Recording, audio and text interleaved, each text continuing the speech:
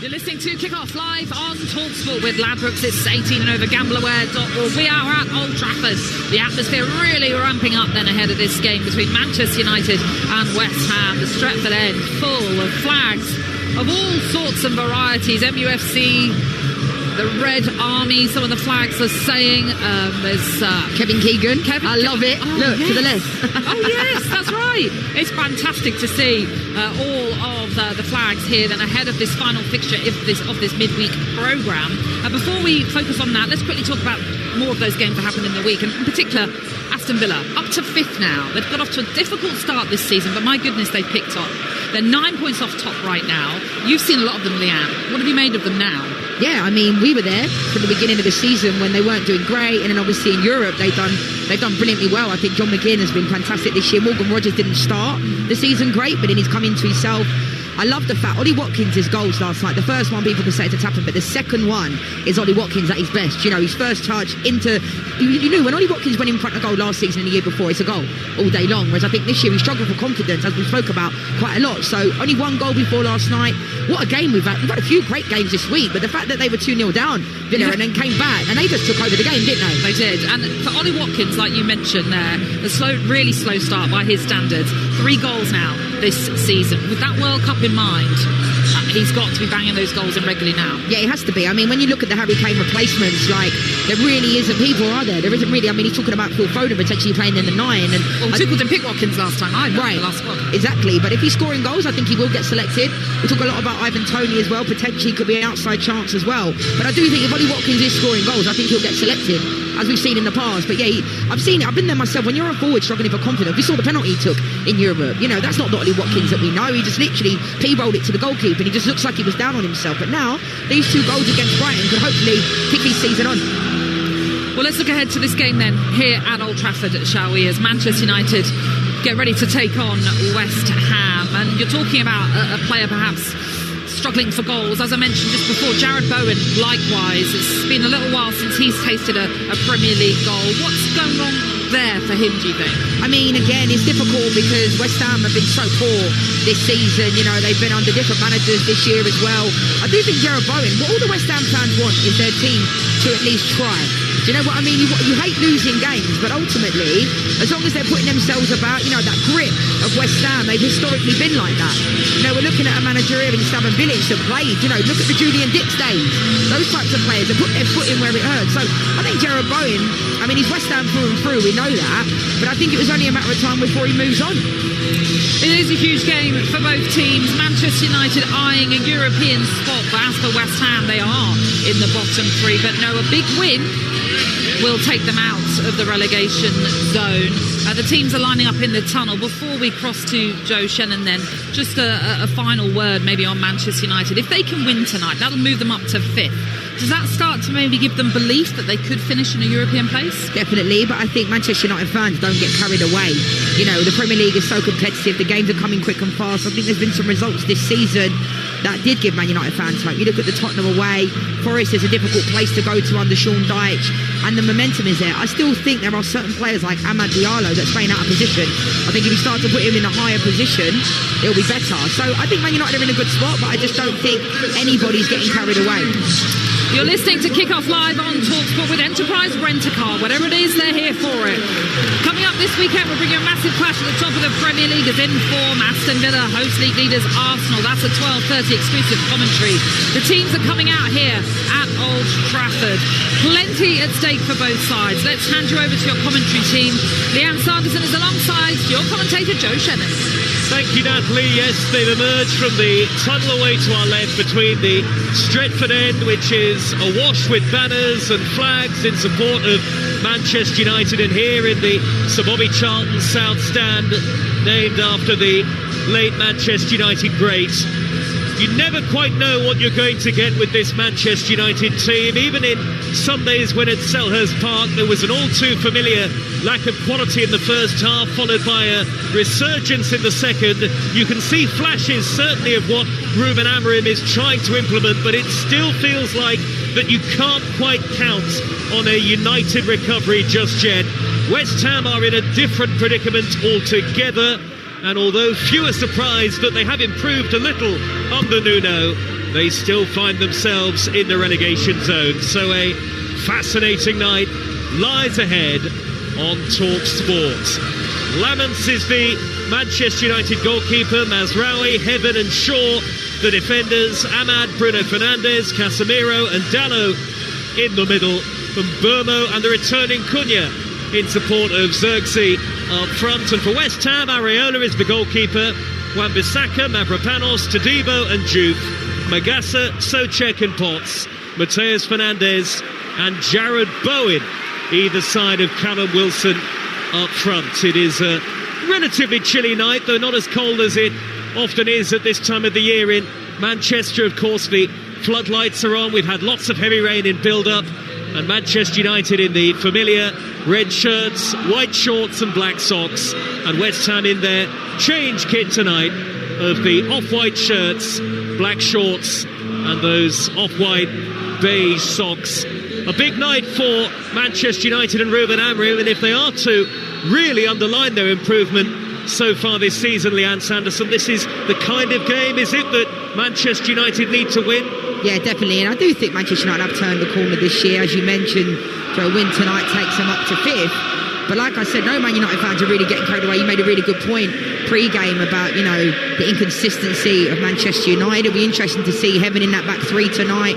Lenny Orr will be disappointed to come out of the team, but he's still a young player. I think he's got a lot to offer. Cunha being back as well, I think is a massive plus. But these are the games like tonight. Manchester United's record against West Ham, as we mentioned, Joe, doesn't bode well. So I think it depends on what West Ham side turn up as well. They've been quite underwhelming this season, as we've seen. Well, we're very close to the West Ham fans. 3,000 or so to our right-hand side, making quite a noise in the build-up here. And I'm sure plenty of them were here on that famous day at the end of the 2006-2007 season when Carlos Tevez, who went on to become a star at Old Trafford, scored the winner here to keep West Ham safe from relegation. Quite the noise from the Manchester United fans too. This stadium is full to capacity tonight, 75,000 in the stands. This one of 60 games over the festive period for you, the build up to Christmas and then the Christmas holidays. It has been an exceptional midweek of Premier League football, with all of the usual drama, incidents and of course plenty of goals. And perhaps here at Old Trafford we've saved the best until last. Live and exclusive on Talksport. West Ham get us underway from right to left in the first half towards the Stretford end, and Manchester United from left to right towards the east stand, the old scoreboard end. West Ham go long straight from kick-off. Nusayr Mazraoui will clear it away for Manchester United, and now Ahmad on the right corner of the penalty area. United in their familiar red, white and black, and West Ham, as I say, in this change kit, cream shirts and socks with dark blue shorts. And an early touch again for Mazraoui. Matthijs de Ligt is out injured tonight for Manchester United, but Ruben Amorim has said in the build-up that he will be back for the trip to Wolves on Monday night. Live and exclusive again on Talksport. Brian and Burmo with a weaving run down the near side, and now Ahmad as Manchester United go on the attack.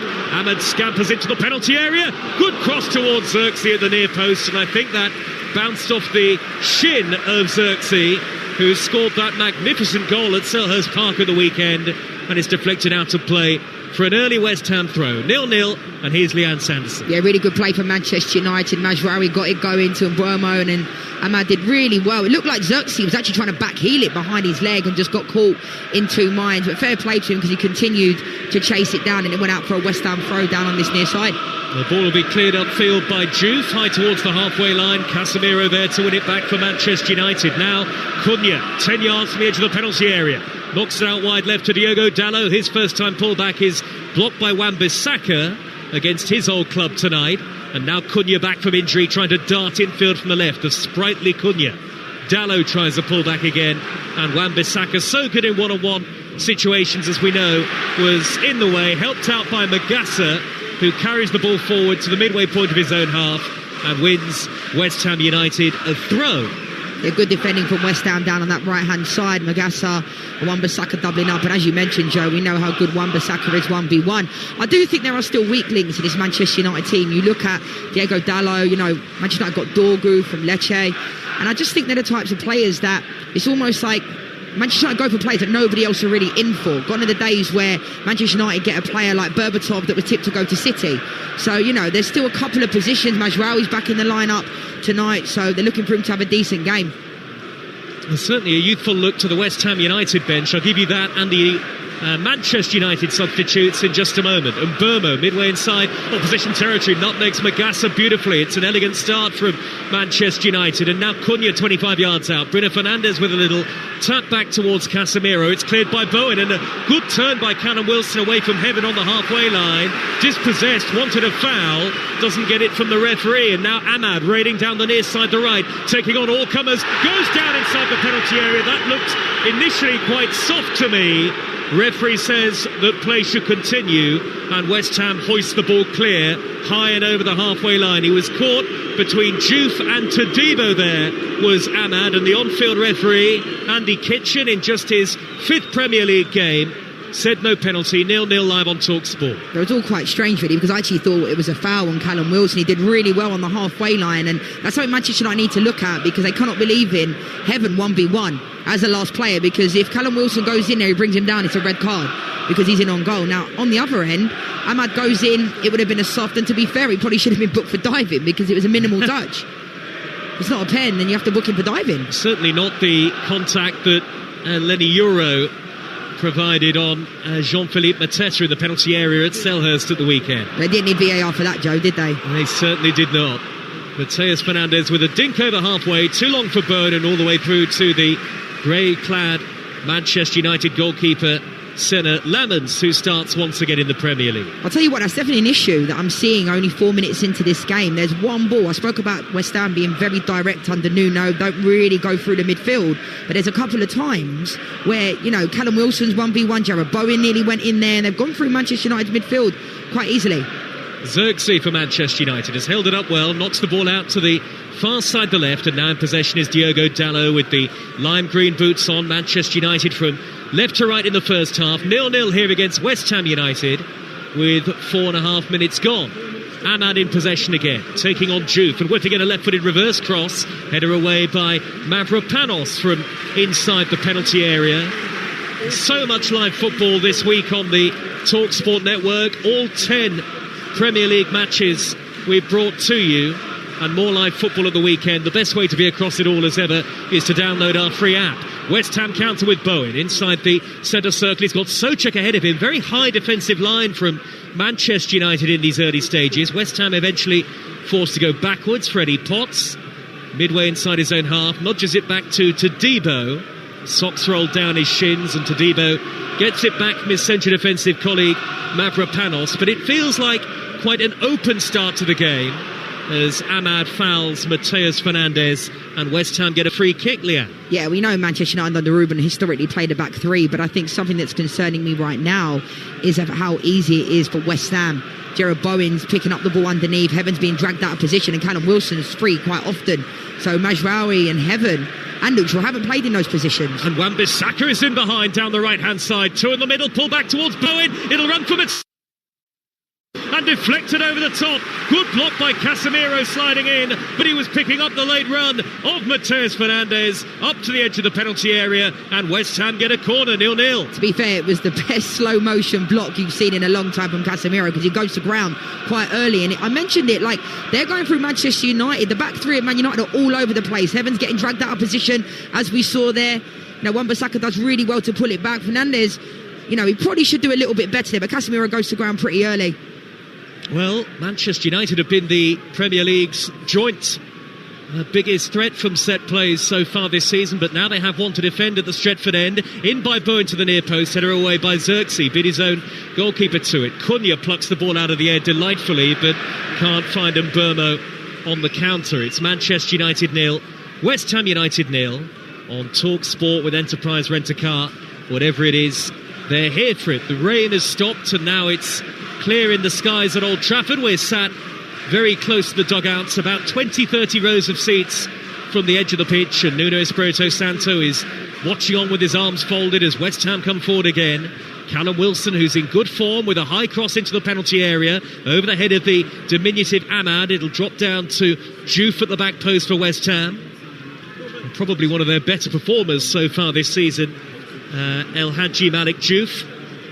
And West Ham eventually go back to halfway and Mavropanos. West Ham starting the night 3 points from safety in the Premier League after Leeds beat Chelsea last night. And they've got a free kick midway inside the Manchester United half, and it's a very unsteady start to this game from Aidan Heaven, who is booked. It's the three back, but it's the personnel of the three back. Heaven is getting dragged completely out of position a few times. We're only 7 minutes into the game. He's already picked up a booking. I like Heaven.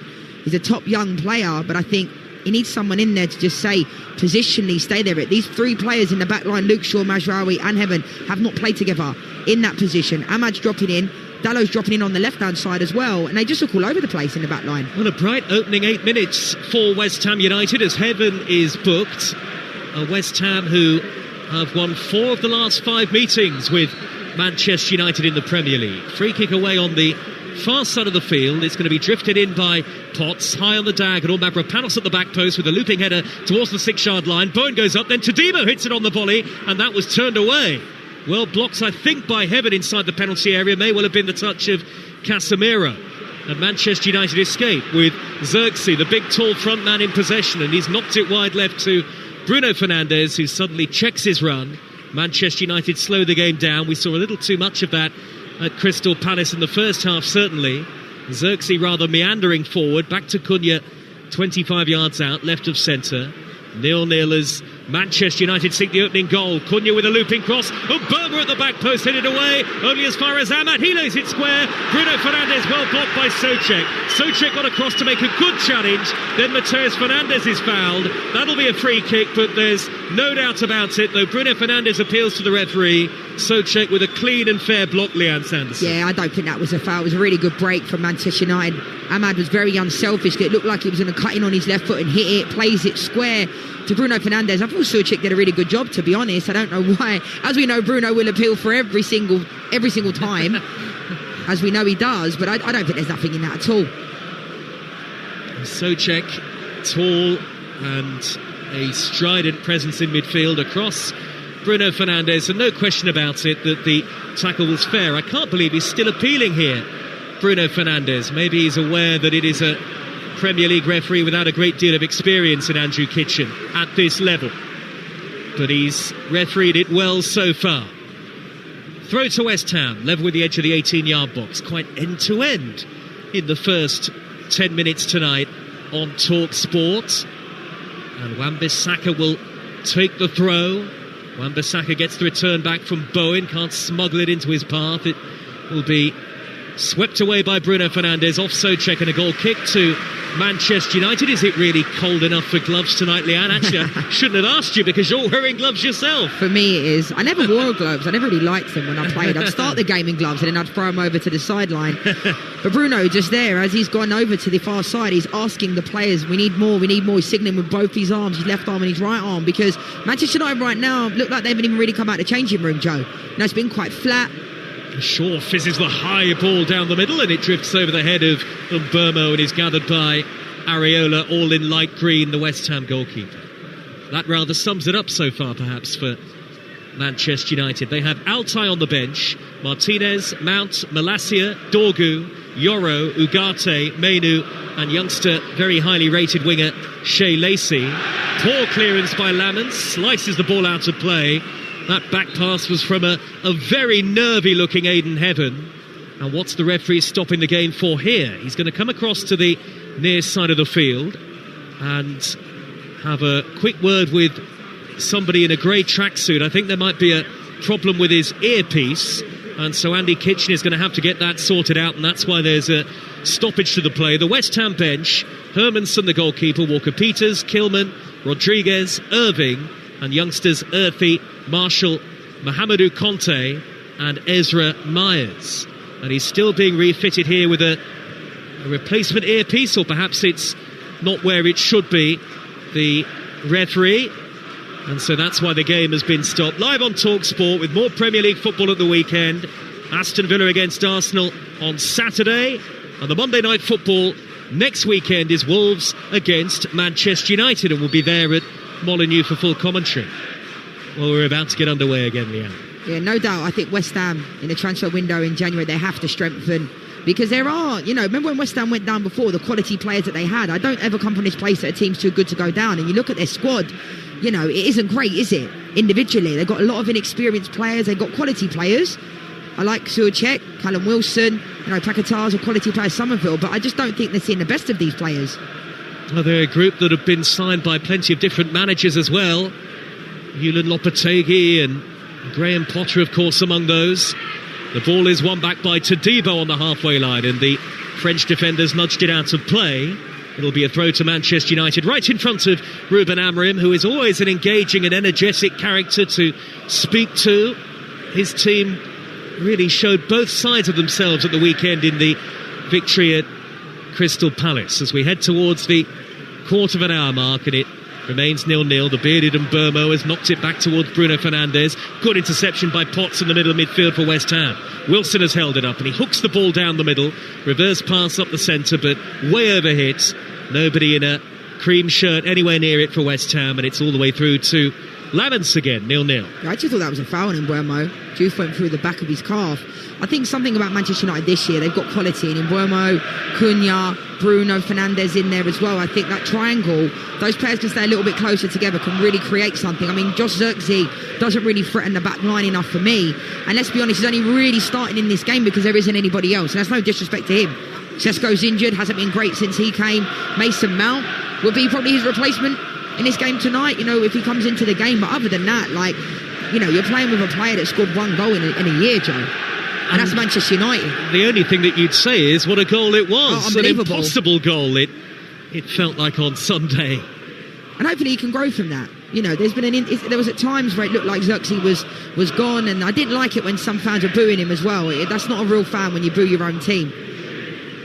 But I think Man United fans want him to succeed. They want him to do well, and they have got behind him, but he just needs to offer a little bit more for me. Shaw clears the ball long for Manchester United up to halfway. The header by Mavropanos into the path of Casemiro. Manchester United with Mazraoui over halfway. Good ball up the inside right, and Mbeumo reaches it ahead of Todibo. And Burmo's drifted out to this near side, the wing position, plays the ball backwards. Potts is there, sliding in to intercept. He catches Bruno Fernandes, but no foul. He got to the ball. Bruno Fernandes has gone down and stayed down. That's a worry for Manchester United. Their captain going to ground. Not a head injury, so West Ham can play on. Bowen up the inside right on the far side of the field for them. Plays it back to Wan-Bissaka. Little 1-2 between him and Souček. Bruno Fernandes gingerly, slowly getting to his feet and limping forward. But there was blood and thunder in that challenge from young Freddie Potts, but he certainly got to the ball, Leon. Yeah, that's exactly what West Ham need. They need a player like that that's going to get stuck in. Wilson is onside, left corner of the penalty area beyond the tentative heaven, and then the low cross is turned away by Mazraoui. Another corner for West Ham United, 15 gone, and it remains goalless on Talksport at Old Trafford. Lovely run from Callum Wilson, but again, it's far too easy for me that West Ham are getting in behind Manchester United. I know Bruno Fernandes was appealing for a foul. I don't think it was. I think it was an almost old school type of tackle. Freddie Potts had every right to go for the ball on the edge of the box.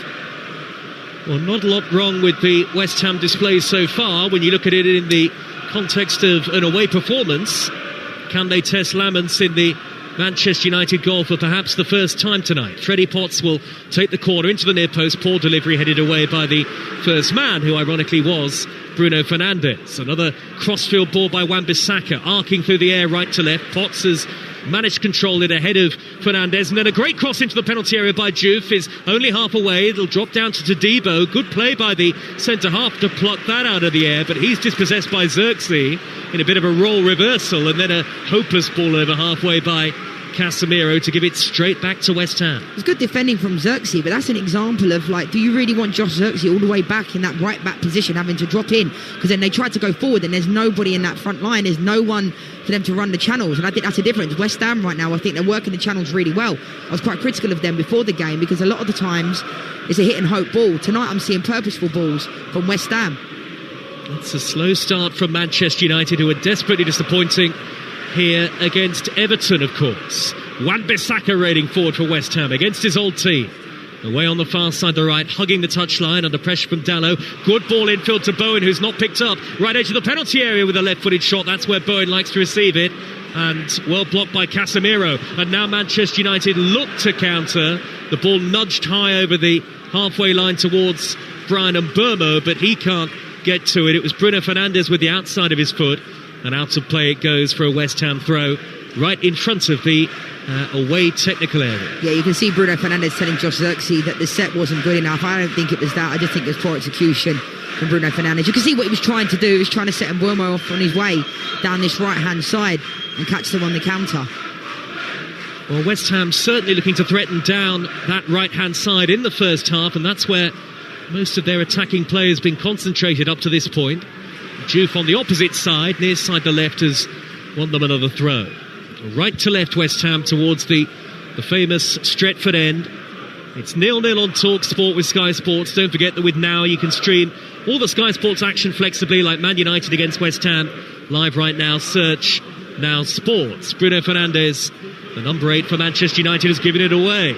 Bowen nudges it square into the path of Wan-Bissaka, who jinks beyond Dallo. Wan-Bissaka close to the corner of the penalty area. He feeds Souček. The tall, rangy Souček hangs up a high cross, and Lamens has not been able to prevent the corner. Took a deflection off Luke Shaw.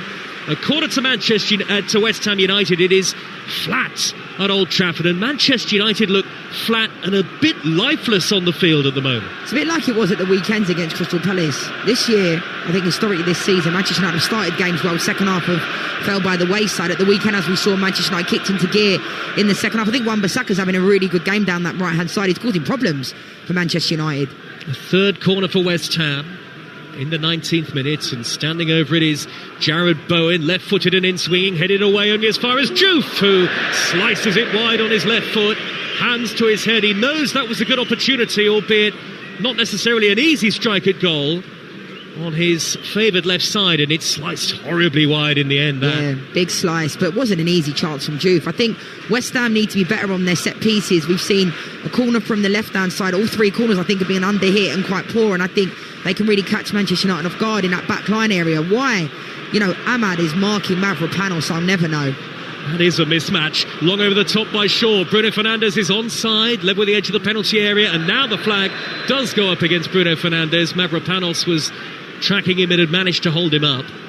And belatedly West Ham get the free kick. Yes, Ahmad, the smallest player on the field, marking one of the tallest, the 6'4" Mavropanos. It doesn't make any sense to me, and I think in modern day football, gone are the days. I don't like zonal marking anyway, because I think when they get a run on you, they're always going to be first to the ball.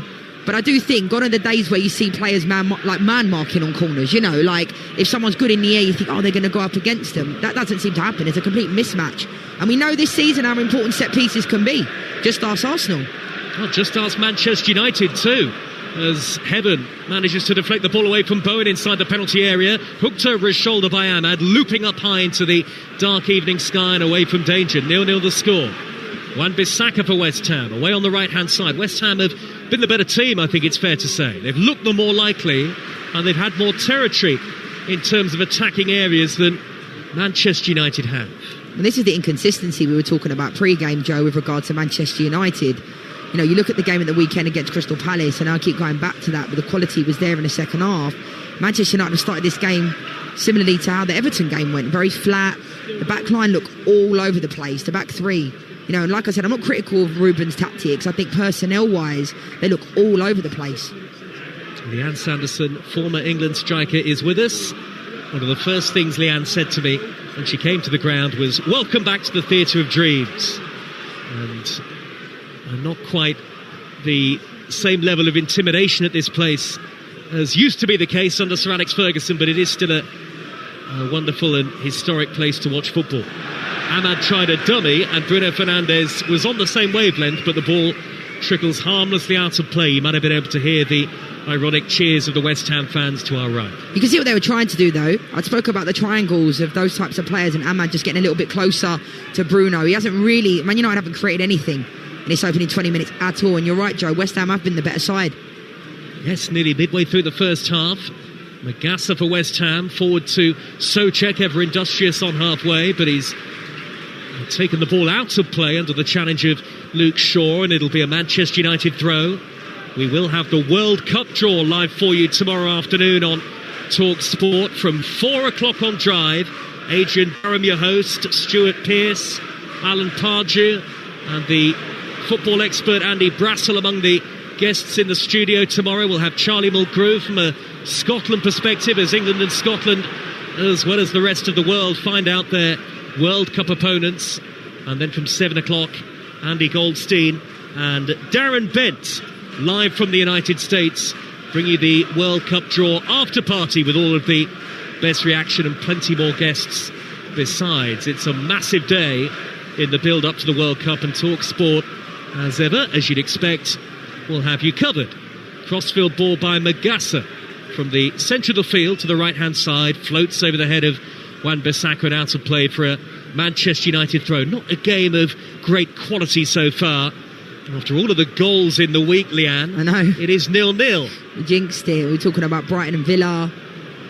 High over the top, though, from Ahmad, up the inside right. Bruno Fernandes hooks it across first time, and touched behind by Todibo, nipping in front of his own goalkeeper there. The two West Ham United players, maybe there was a slight miscommunication. There must have been a shout from Areola, but Todibo felt that with Xerxes coming behind him, he had to nudge it away. Yeah, I think it was the right decision from Todibo in that moment. It was a fantastic run from Bruno Fernandes. He's so good at those deep lying runs. It was a lovely purposeful ball from Ahmad, and now Man United have got a corner. Manchester United fans near our commentary position get to their feet. They've scored the joint most set-piece goals in the Premier League this season, Manchester United. Short corner, then work back to Mbolo with a goaler! Tipped over by Areola. He did very well there, the goalkeeper. Backpedaling, flung up a right arm, and with his fingertips was able to guide that looping effort from Mbolo over the top of the bar. What a lovely save from Areola. It was a fantastic strike. I'm not a big fan of short corners, but this was a lovely set piece from Bruno Fernandes and Mbeumo, and it looked like it was going over Areola's head. Lovely save. The unpredictability of the Manchester United set-piece threat. It's another attacking dimension for them this season.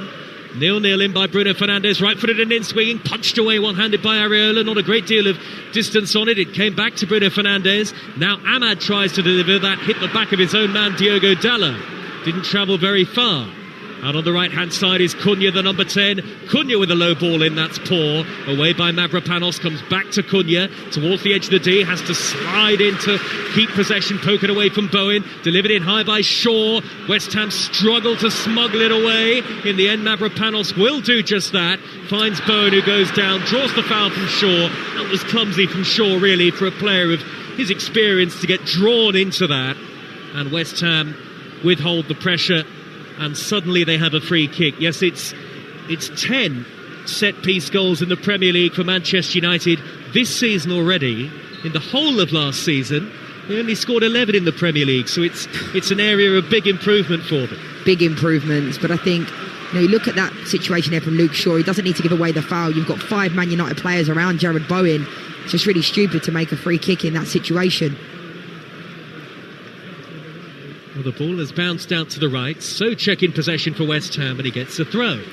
All these stats you're reading off, Joe, you're giving me hope, You're giving me hope.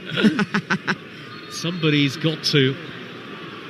Long throw into the penalty area by Wan-Bissaka, but he's going to have to take this one again in front of that enormous Sir Alex Ferguson stand. Sir Alex, 26 years, the impossible dream made possible, reads the banner between the two tiers. Wan-Bissaka throw up the right-hand touchline is headed away by Luke Shaw. Up goes Dalot with a free header. Then Magassa, header of his own. It spins off the head of Ahmad, who was caught from behind, says the referee, by Jared Bowen, I think. Casemiro, who was caught, rather. And it's a free kick to Manchester United, midway inside their own half. We've had more than 26 minutes now. It's 0-0 and only one serious save made by the goalkeeper. Excellent save by Areola to deny Mbeumo. Yeah, I think West Ham have been the better side, to be honest. I think they've created a lot more. Manchester United haven't really created much, apart from down this right-hand side, and Mbeumo and Ahmad have done really well, but other than that, not really creating a lot. And Josh Xerxes just kind of sitting in front of the two centre-backs for West Ham, and it's happy days for them. Bruno Fernandes, arms outstretched, looking for options as he drifts forward. Here is Ahmad on the near side, the right. Back to Mazraoui, number 3. Mazraoui cross field, right to left, high through the air and nodded down by Cunha. Nudges it into the path of Shaw. Long way out here, Luke Shaw. Nudges it back out wide to Cunha again. Square pass infield to Diogo Dalot, about 10 yards from the edge of the penalty area. 0-0.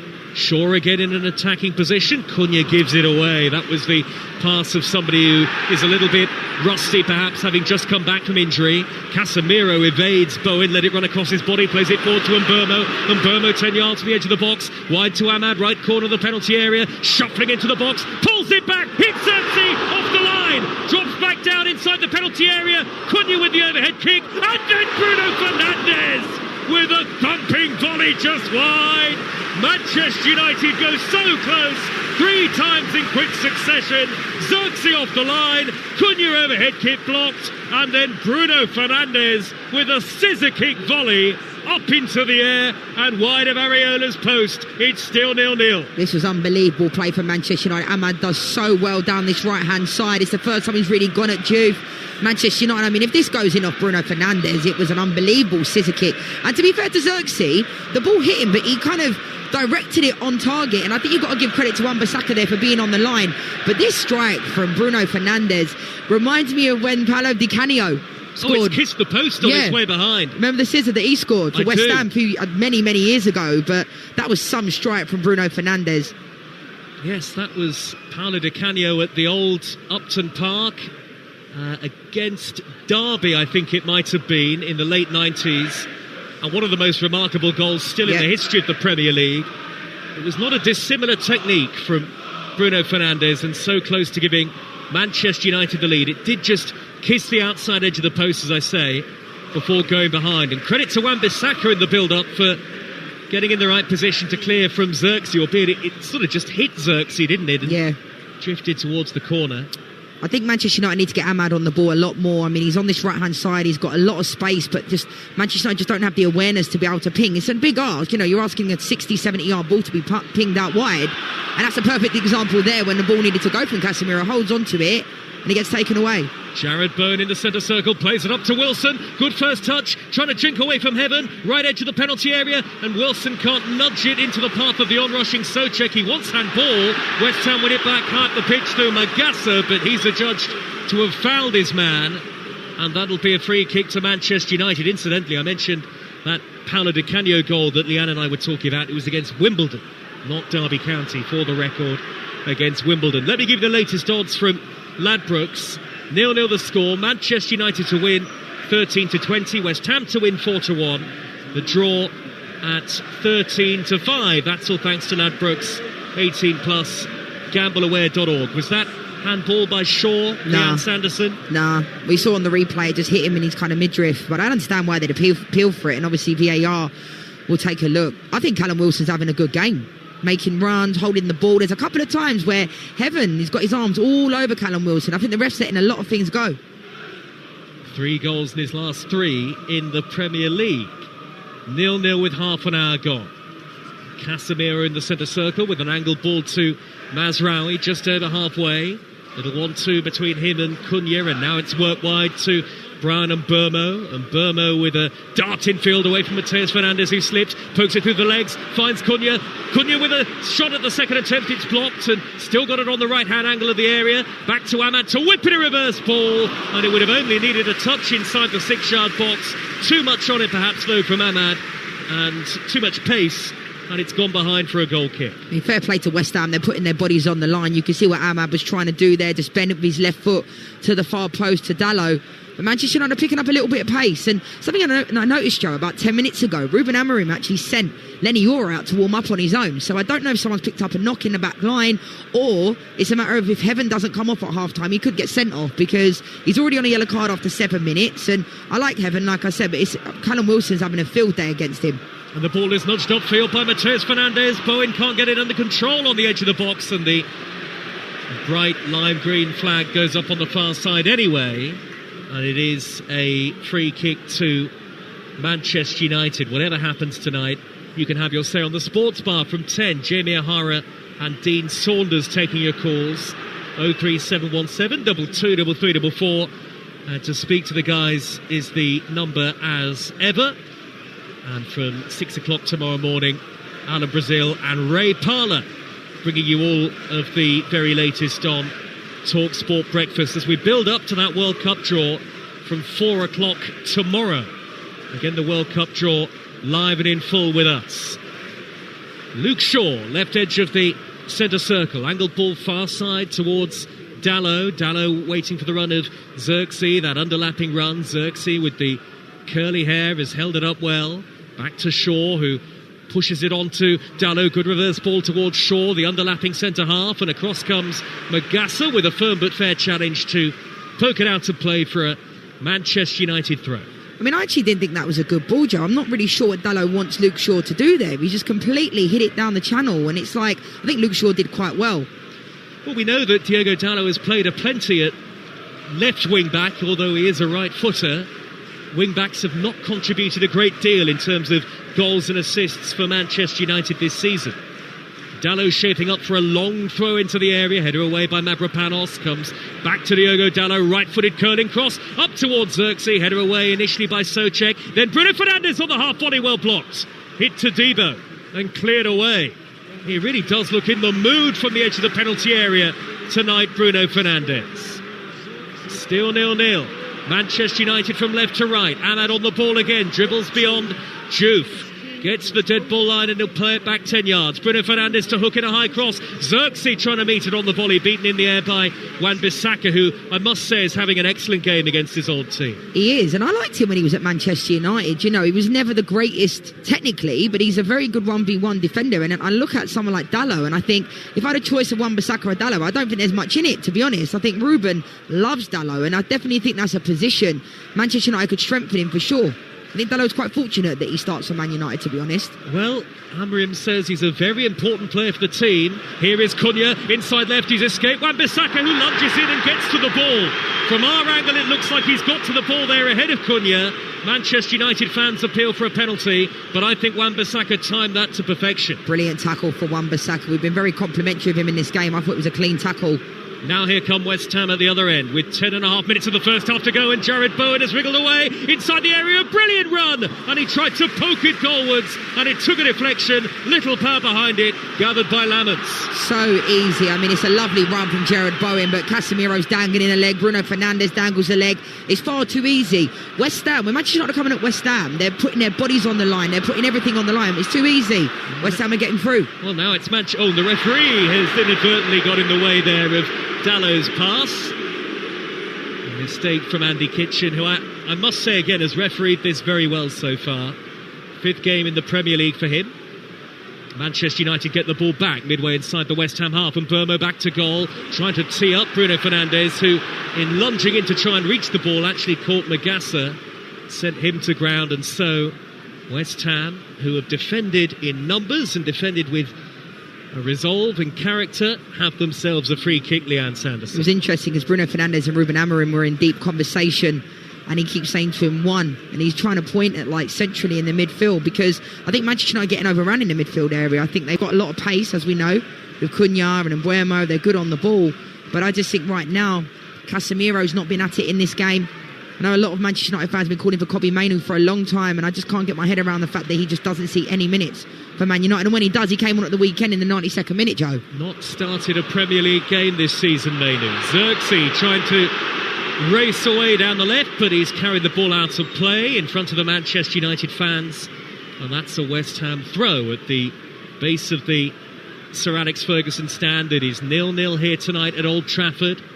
36 minutes have been played. Our next live football on the network is tomorrow night from the Championship, and it's certainly 2 promotion contenders early in the season. Hull against Middlesbrough go head-to-head in the North East. That's on Talksport 2 tomorrow night. And again, the best way to be across all of our live football is to just download our free app, and then you can swipe between all of our live games as and when you need to.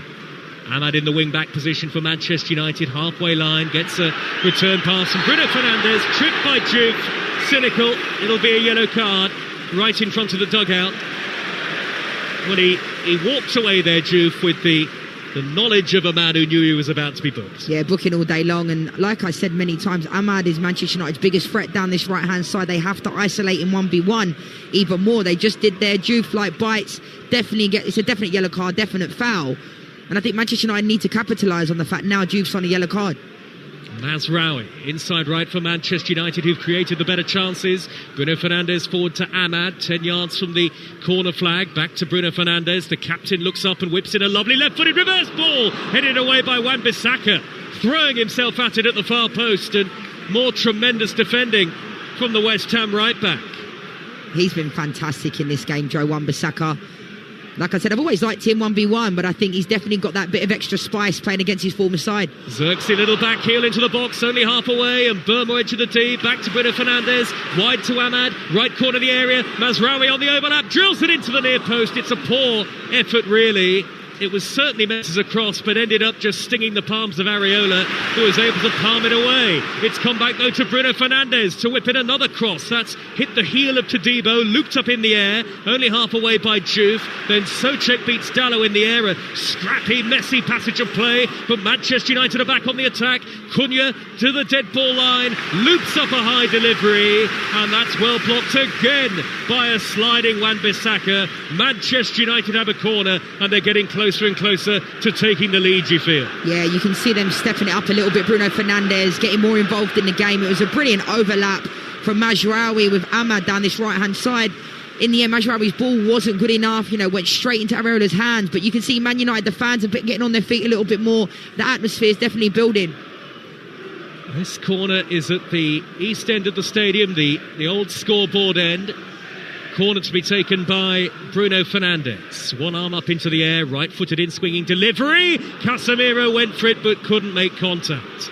Mateus Fernandes will break for West Ham. He's a long way from even the halfway line here, and he's not helped out by Callum Wilson. Looked like handball against Magassa, and a free kick to Manchester United right in the middle of West Ham territory here. But this is a good spell for Ruben Amorim's team, and there's quite a good tempo to the Manchester United attack. Yeah, definitely. You can see Ahmad coming into the game more, and Buemo. Cunha's getting on the ball as well. This is a good position for Bruno Fernandes from this left-hand side to just swing it. These ones are difficult though, Joe, because at times, they get overhit, usually go to the keeper. They might try something intricate and go short, because it's a weird angle, isn't it?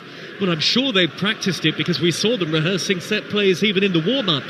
Manchester United, this is, as Leanne said, a very central angle, just left of centre ever so slightly. West Ham holding a defensive line on the edge of the box. Bruno Fernandes to chip it high towards the back post. Cunha gets up, back across goal, and the overhead kick by Ahmad is going to loop high into the air and over the bar. And I think the referee had given a free kick against Ahmad anyway for a high boot. He caught Jared Bowen, and it's a West Ham free kick. But there was a degree of inventiveness about that, even from a difficult angle. To be fair, it was a lovely little floated ball, and I actually thought Cunha could have controlled it on his chest. By the time it fell to him, it was difficult because he didn't have much pace on the ball to get it back across goal. But I'm surprised he didn't control it, because he was on the right-hand side, he had a free shot on goal. And he has the quality to do that, Joe. 5 minutes of the first half to go.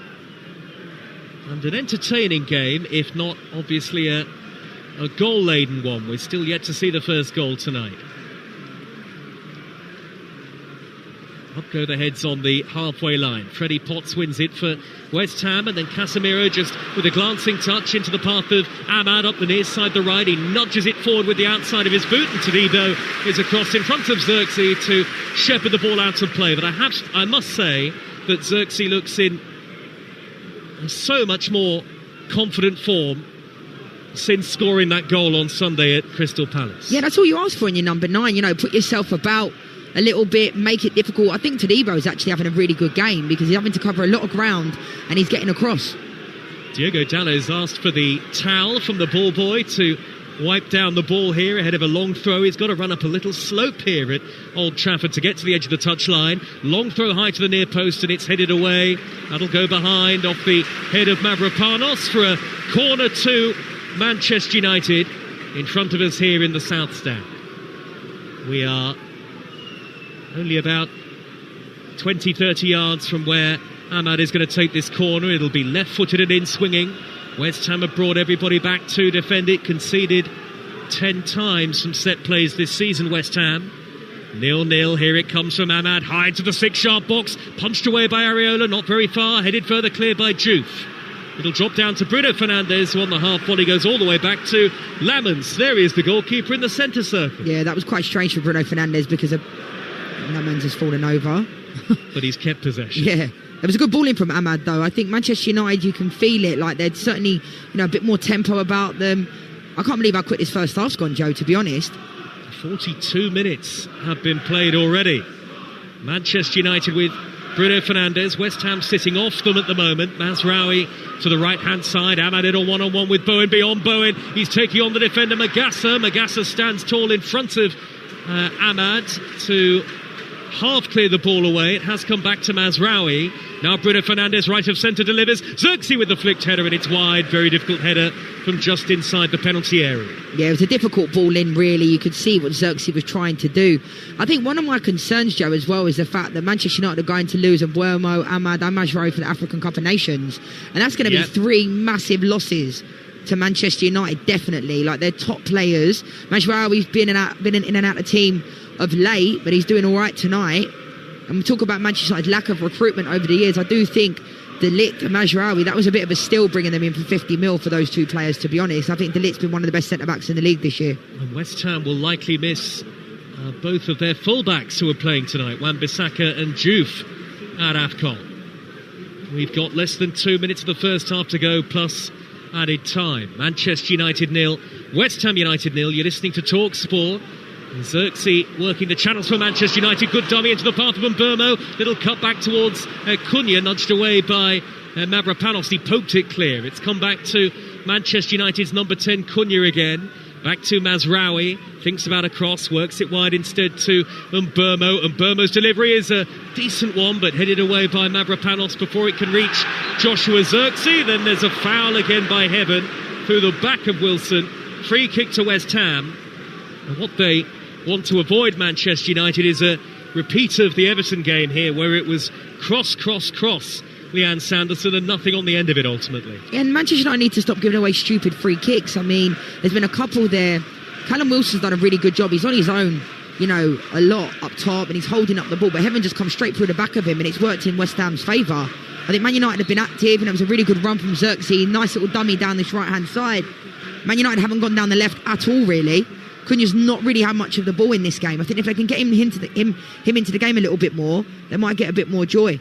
Header by Todibo, looping towards the edge of the Manchester United penalty area. Wilson couldn't bring it down on his chest, and now Ahmad has to race away from the challenge of Diouf, deep inside his own half. Back to Mazraoui it goes. Mazraoui's given it straight to Magassa, and now Matheus Fernandes cleverly into the path of Souček. Souček has a couple of lunging challenges from Manchester United players. Came in inside the penalty area there, nearly beat Heaven to it. Heaven stretching, slices the ball up into the air and behind. It's a West Ham corner as we go into a minute of added time at the end of the first half. And it all comes from Bruno Fernandes, his square pass to Ahmad. Ahmad was facing his own goal, and the ball comes to him. He's got no other options. He goes back to Mazraoui. And to be honest, Man United were at 6s and 7s, genuinely. Like, they were dangling a leg. Souček probably could have gone down at the moment in time. Well, West Ham threatening at the end of the first half here. And Potts has placed the ball down. The young midfielder with a great pedigree at West Ham. Right-footed delivery into the edge of the 6-yard box, headed away by Casemiro, and the referee spotted a foul anyway. And actually the delivery wasn't a particularly good one from Potts, you'd have to say, because it was more into the near post than anything else, and nobody in a West Ham shirt was anywhere near it. And that's the cue for some of the Manchester United fans now to head to the concourses ahead of half-time, which must be only seconds away. The referee's had a look at his watch. Luke Shaw long for Manchester United, straight to Mavropanos, and 0-0 it is at half-time. Not for the want of trying from Manchester United in particular. There's a high five at the end of the first half between Todibo and goalkeeper Areola for West Ham. Areola, who made one terrific save to tip over Brian Mbuemo's looping cross shot, and then there was a passage of play over a space of just a few seconds when Joshua Xerxes had an effort cleared off the line by Wan-Bissaka. The loose ball eventually dropped to Bruno Fernandes hit a scissor-kick volley a la Paolo Di Canio, but he hit the outside of the post. At the other end, Lamens has not had a serious save to make, but Mateus Fernandes did have one good chance early on for West Ham. Casemiro slid in to make an important block. Half-time at Old Trafford, entertaining in parts, but no goals. Manchester United 0, West Ham United 0. Joe, thank you very much. Let's just get a few thoughts from Leanne Sanderson then as we head into this half-time. It's a case of so near yet so far for Manchester United, who came good towards the end of that first half. Yeah, I mean, I think the way that Manchester United ended that half was good. On the front foot, Ahmad's been good, Wermo's been good. But I think, you look at the back line, they've been all over the place. The back three, I keep mentioning it, they've not played together, and it looks like it. They're giving away stupid fouls. Heaven as well. I have a feeling that Heaven potentially might come off at half-time because he's on that booking. I think Callum Wilson has had a fantastic game. Wan-Bissaka has been player of the match in this game, and I've always liked him 1v1. He's putting some unbelievable tackles, and to be fair to West Ham, they've been the better team and they've defended well. I think Xerxes putting himself about, but I think some substitutions in this game, like Mason Mount coming into the game, could cause a lot of problems. But other than that, Man United's strength in depth isn't the greatest. Well, I was going to mention, you mentioned it already about Aaron Wan-Bissaka and how well he's done, but just in general, for a team that has the third worst defence in the league, Nuno Espirito Santo is certainly going to be happy with how they've dealt with United's attack. Yeah, I think Freddie Potts has been excellent. I think he's putting a couple of really good tackles on Bruno Fernandes, letting him know he's there, frustrated Bruno a little bit. I mean, that effort from Bruno Fernandes from the edge of the box would have been an unbelievable goal. It went, hit the post. But I think Man United, they have to find a way to break through. I think West Ham are defending really, really well, but they're also sitting in a block. They're almost in a 4-5-1 defensively, and it's difficult. But Callum Wilson, like I said, is doing well. Man United need to find a way because it has been quite flat. I think the first 20 minutes or so were quite flat. Well, look, we will continue to discuss this game after the break. You're tuning into Kickoff live on Talksport with Sky Sports. Don't forget that with Now, you can stream all the Sky Sports action flexibly, like Manchester United against West Ham live tonight. All you have to do is search Now Sports. So coming up, we'll look ahead to a huge event on Talksport tomorrow and bring you the second half of Manchester United against West Ham. Kickoff on Talksport with Ladbrokes. 18plusgambleaware.org.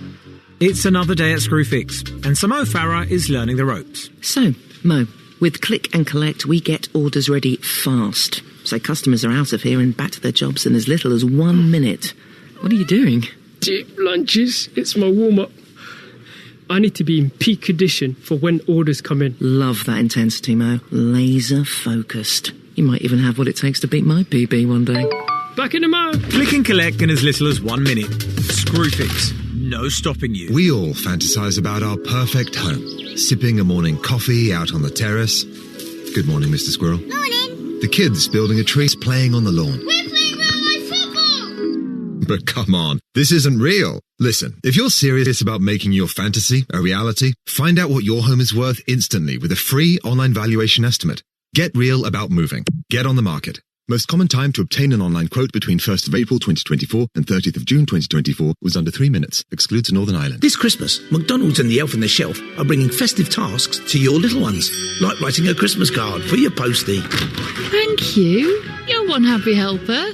Some fun, some food, it's all inside this Happy Meal.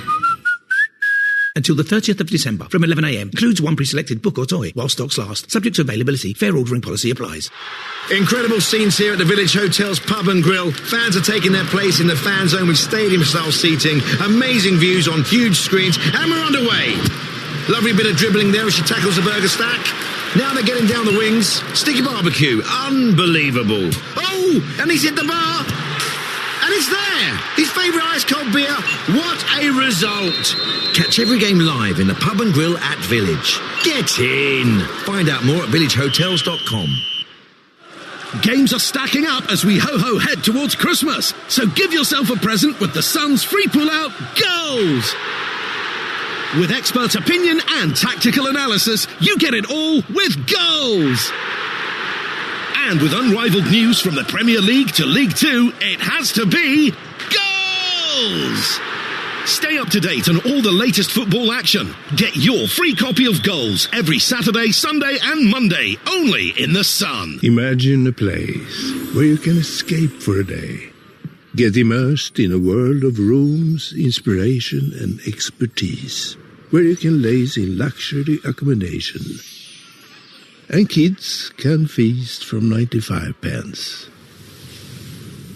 Tickets are free to everyone and include all the attractions. You've just imagined a day out at IKEA. IKEA, the wonderful everyday. At Betfair, we believe that to play different, you need the right tools. The boots, the world-class tactics, the science-backed nutrition. The pros have their tools, and with Betfair, so do you.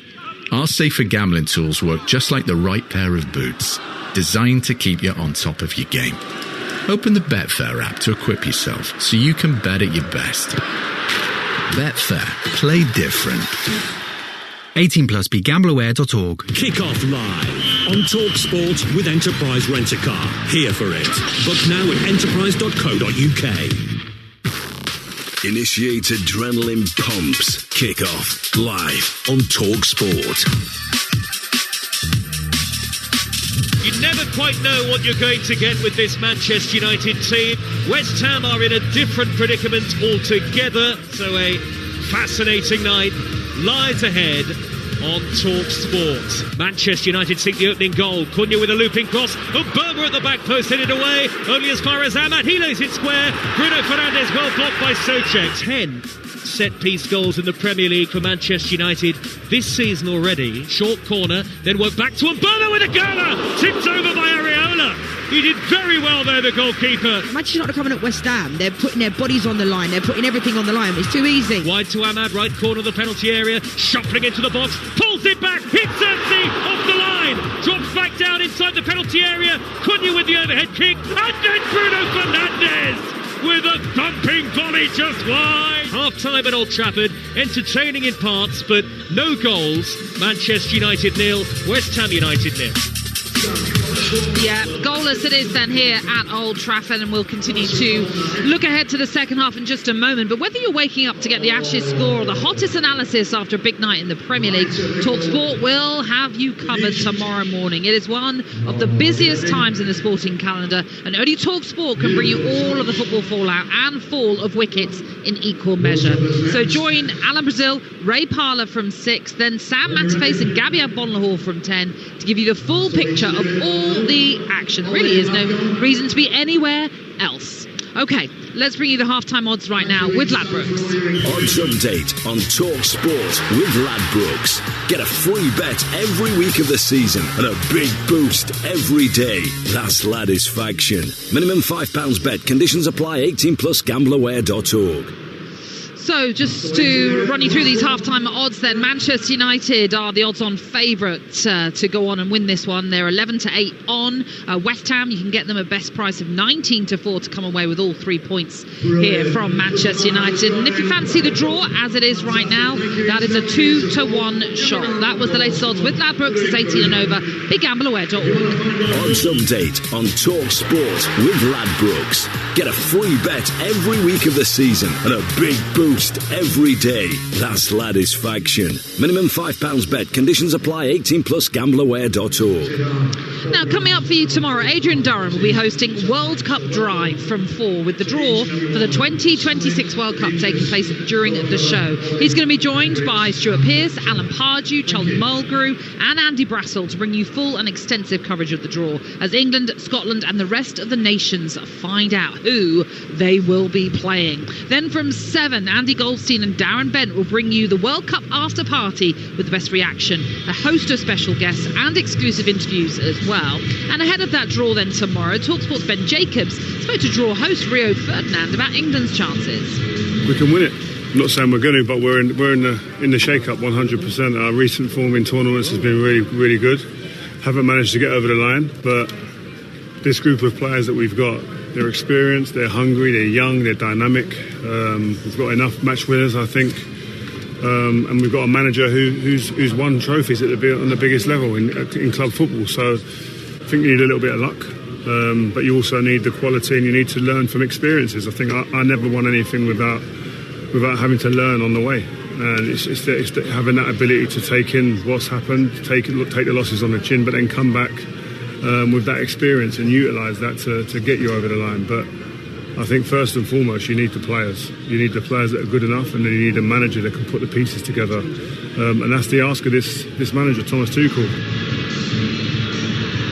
So that was Rio Ferdinand speaking to Talksport's Ben Jacobs then ahead of this draw. Don't forget you can hear the draw, all the details for next summer's World Cup, including who England and Scotland will face, live with us tomorrow on World Cup Drive from 4 on Talksport. Leanne, I've got to get your take on it. Are you excited for this draw? Yeah, I am excited. I am. I'm a bit gutted that everyone's gone to America and I'm now this way, because no one comes over there when I'm there. But yeah, I'm looking forward to it. I mean, I know there's been a lot of talk about more teams being involved now. We've seen some incredible stories, of nations getting performing to be able to go to a World Cup. I mean, I played in 2 myself, and it's the biggest honour you can ever have. So I'm excited for tomorrow. I can't wait to see who England get, and it's going to be a fantastic day. And I'll be listening, anticipating who we're going to get. Of the squad that Thomas Tuchel is going to eventually have to pick, how many roughly would you say, in terms of just numbers, I'm thinking, do you think he's set on? And how many places do you think are up for grabs still? Are we talking of 26-man squad? Yeah, 20 already signed and sealed? I don't think so. I mean, Thomas Tuchel seems to come out with a lot, doesn't he? And I'm not a big fan of his. I feel like, and I've been quite open about that. I don't think we're anywhere near winning a World Cup, and I think Thomas Tuchel's quite negative. I mean, to be fair, give him credit. We haven't lost under him. But I do think, the whole Jude Bellingham stuff, I don't like the way he's approached that situation, because I think he's made the situation worse with the things that he said about Jude. Jude's, for me, our best player. And I've said it many times, and I'll stand by it. If Jude Bellingham, people are talking about him potentially not being on the plane. Do you know what I mean? I think Thomas Tuchel will make a big decision. I think we could see someone like a Foden not go, and he'll pull someone like a wild card out of nowhere. We know every single major tournament an England manager does that. Do you remember when Theo Walcott got selected instead of Jermaine Defoe? We're talking a few years ago, but I feel like he hasn't got his team wrapped up. I mean, Anderson's done a fantastic job since going in. Reece James is now playing in midfield for Chelsea, and he's doing incredibly well. So with Declan Rice as well, I think he's playing brilliantly. I really hope Declan Rice still has the engine and everything, because he's playing every single game for Arsenal unbelievably well. And I just hope he doesn't run out of legs by the time we get to the World Cup, because I love Declan Rice. So I do think we're in a good spot, but I just think it depends on, it seems like Thomas Tuchel will play Morgan Rogers. And I think if we're sitting here without Jude Bellingham in England's 11, I think there's a problem. I think you have to look at the opposition we played against in the qualification. Yeah, you can only beat what's in front of you, and I'm not being hypercritical, but my worry is that when we come up against a Germany, an Italy, a Spain, we seem to always struggle. Well, obviously we lost to Senegal in a friendly, but he is unbeaten in competitive games, certainly. That number 10 role is going to be the most interesting, because there's only so many you can pick, but there's a whole host of players that are vying for it. Yeah, and I think it shouldn't even be a conversation. That number 10 spot, should be Jude Bellingham all day long. And I think the fact that he's come out and said we won't be playing Harry Kane with Phil Foden and Jude in the same team and those types of things, it's interesting, because then they did play in the game when he came into the game. Someone like Phil Foden being placed in that number 9 spot, Natalie. I know Pep Guardiola did it at City and they won the league, but I like Phil Foden. I think he's one of the most technically gifted players we've seen since probably Joe Cole. Those types of natural footballers. But I think you look at someone like Phil Foden, the fact that he potentially might not be on the plane, I can't get my head around it. Now, yes, he's been quite underwhelming in England's shirt, but we have to ask, why is that? Why every time people get to a major tournament can players not perform when they're performing consistently for their club? Then you've got to look at someone like a Jack Grealish. Could he be on the plane potentially? Maddison might be back at that time. So Thomas Tuchel, I wouldn't want to be him. He's got difficult decisions to make. But that's why he's England manager, and that's why I'm not the England manager. Yeah, maybe so.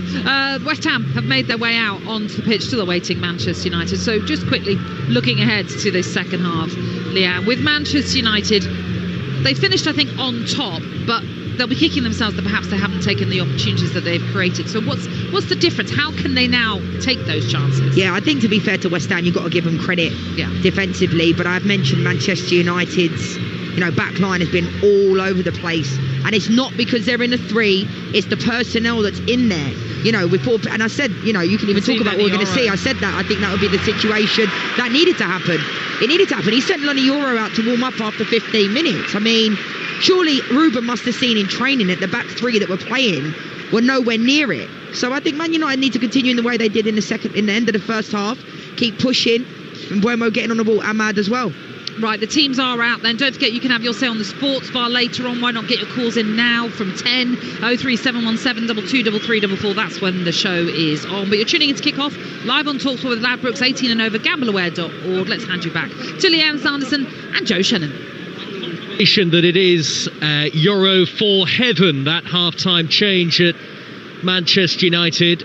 Heaven, who was on a yellow card from the very early stages, and Lenny Yoro, who has been described by Ruben Amorim as growing even in the face of setbacks, conceded that penalty at Crystal Palace over the weekend, is onto the field. And so the second half begins, but Xerxes was standing inside the West Ham half. I'm not sure why that was the case. So we've had a false start and we'll go again with Mbermo playing it back to Laments, and now we get off and underway. Manchester United 0, West Ham United 0. And Manchester United from right to left in the second half towards the Stretford end in their red shirts, white shorts and black socks, and West Ham in the cream shirts and socks with dark blue shorts, playing from left to right in the first half. So Manchester United, Laments in goal, Mazraoui, Yoro now into the team, and Shaw, Ahmad, Bruno Fernandes, Casemiro and Dalot, who was on the ball just a moment ago. And Burmo, Cunha and Xerxes up front. Luke Shaw slips as he finds Bruno Fernandes, and then over the top from Casemiro, header away by Wan-Bissaka, who is the West Ham right back in front of goalkeeper Areola. Wan-Bissaka makes another good interception, stretching on the near side, the West Ham right, but now he's got the ball floating over his shoulder, has to be covered, helped out by Magassa, who does well, shepherds it behind for a goal kick. It's Areola in goal for West Ham. Wan-Bissaka, Mavropanos, Todibo and Diouf, Magassa, Souček and Potts, with Bowen and Mateus Fernandes either side of Callum Wilson up front. And on this relatively mild for December night, I would suggest, at Old Trafford, it is Manchester United 0, West Ham United 0, and here's Leanne Sanderson. Yeah, I think Ruben, that substitution shows me that Ruben got his team selection wrong, and they're both two young players. Lenny Yoro hasn't been great the last couple of games, but I think he deserves to be, playing through. You can see the potential that he has. The penalty against Crystal Palace was a Stonewall penalty. It was a poor decision from him. But I think, taking Heaven off at half time, it probably won't work well for his confidence. And for someone like Lenny Yoro getting dropped, I think that substitution had to happen. Because like I said, many times in the first half, the back line have been all over the place. Ahmad dribbling down the right-hand side, tries to nudge it infield to the on-rushing Mbermo, but it's behind him. And West Ham United will clear upfield, and indeed they win a throw through Diouf. 03717 223344 to have your say on the sports bar once we're done here tonight. Jamie O'Hara and Dean Saunders taking your calls, and then Alan Brazil and Ray Parlour tomorrow morning from 6 o'clock on Talksport Breakfast. If you fancy something different on your morning commute, you can listen to Chris Evans over on Virgin Radio. Best way to be across all of our stations is to download our free app. Here is Magassa for West Ham, 1-2 with Potts, just 10-15 yards or so into Manchester United territory, and now Mavropanos over the top looking for Bowen, but that's way overhead. Little drift out of play for a goal kick to Manchester United near the away section, the away support, who were very loud in the build-up to the game, the West Ham fans, and that's continued from the 3,000 who've made the trip up from London as the game has continued.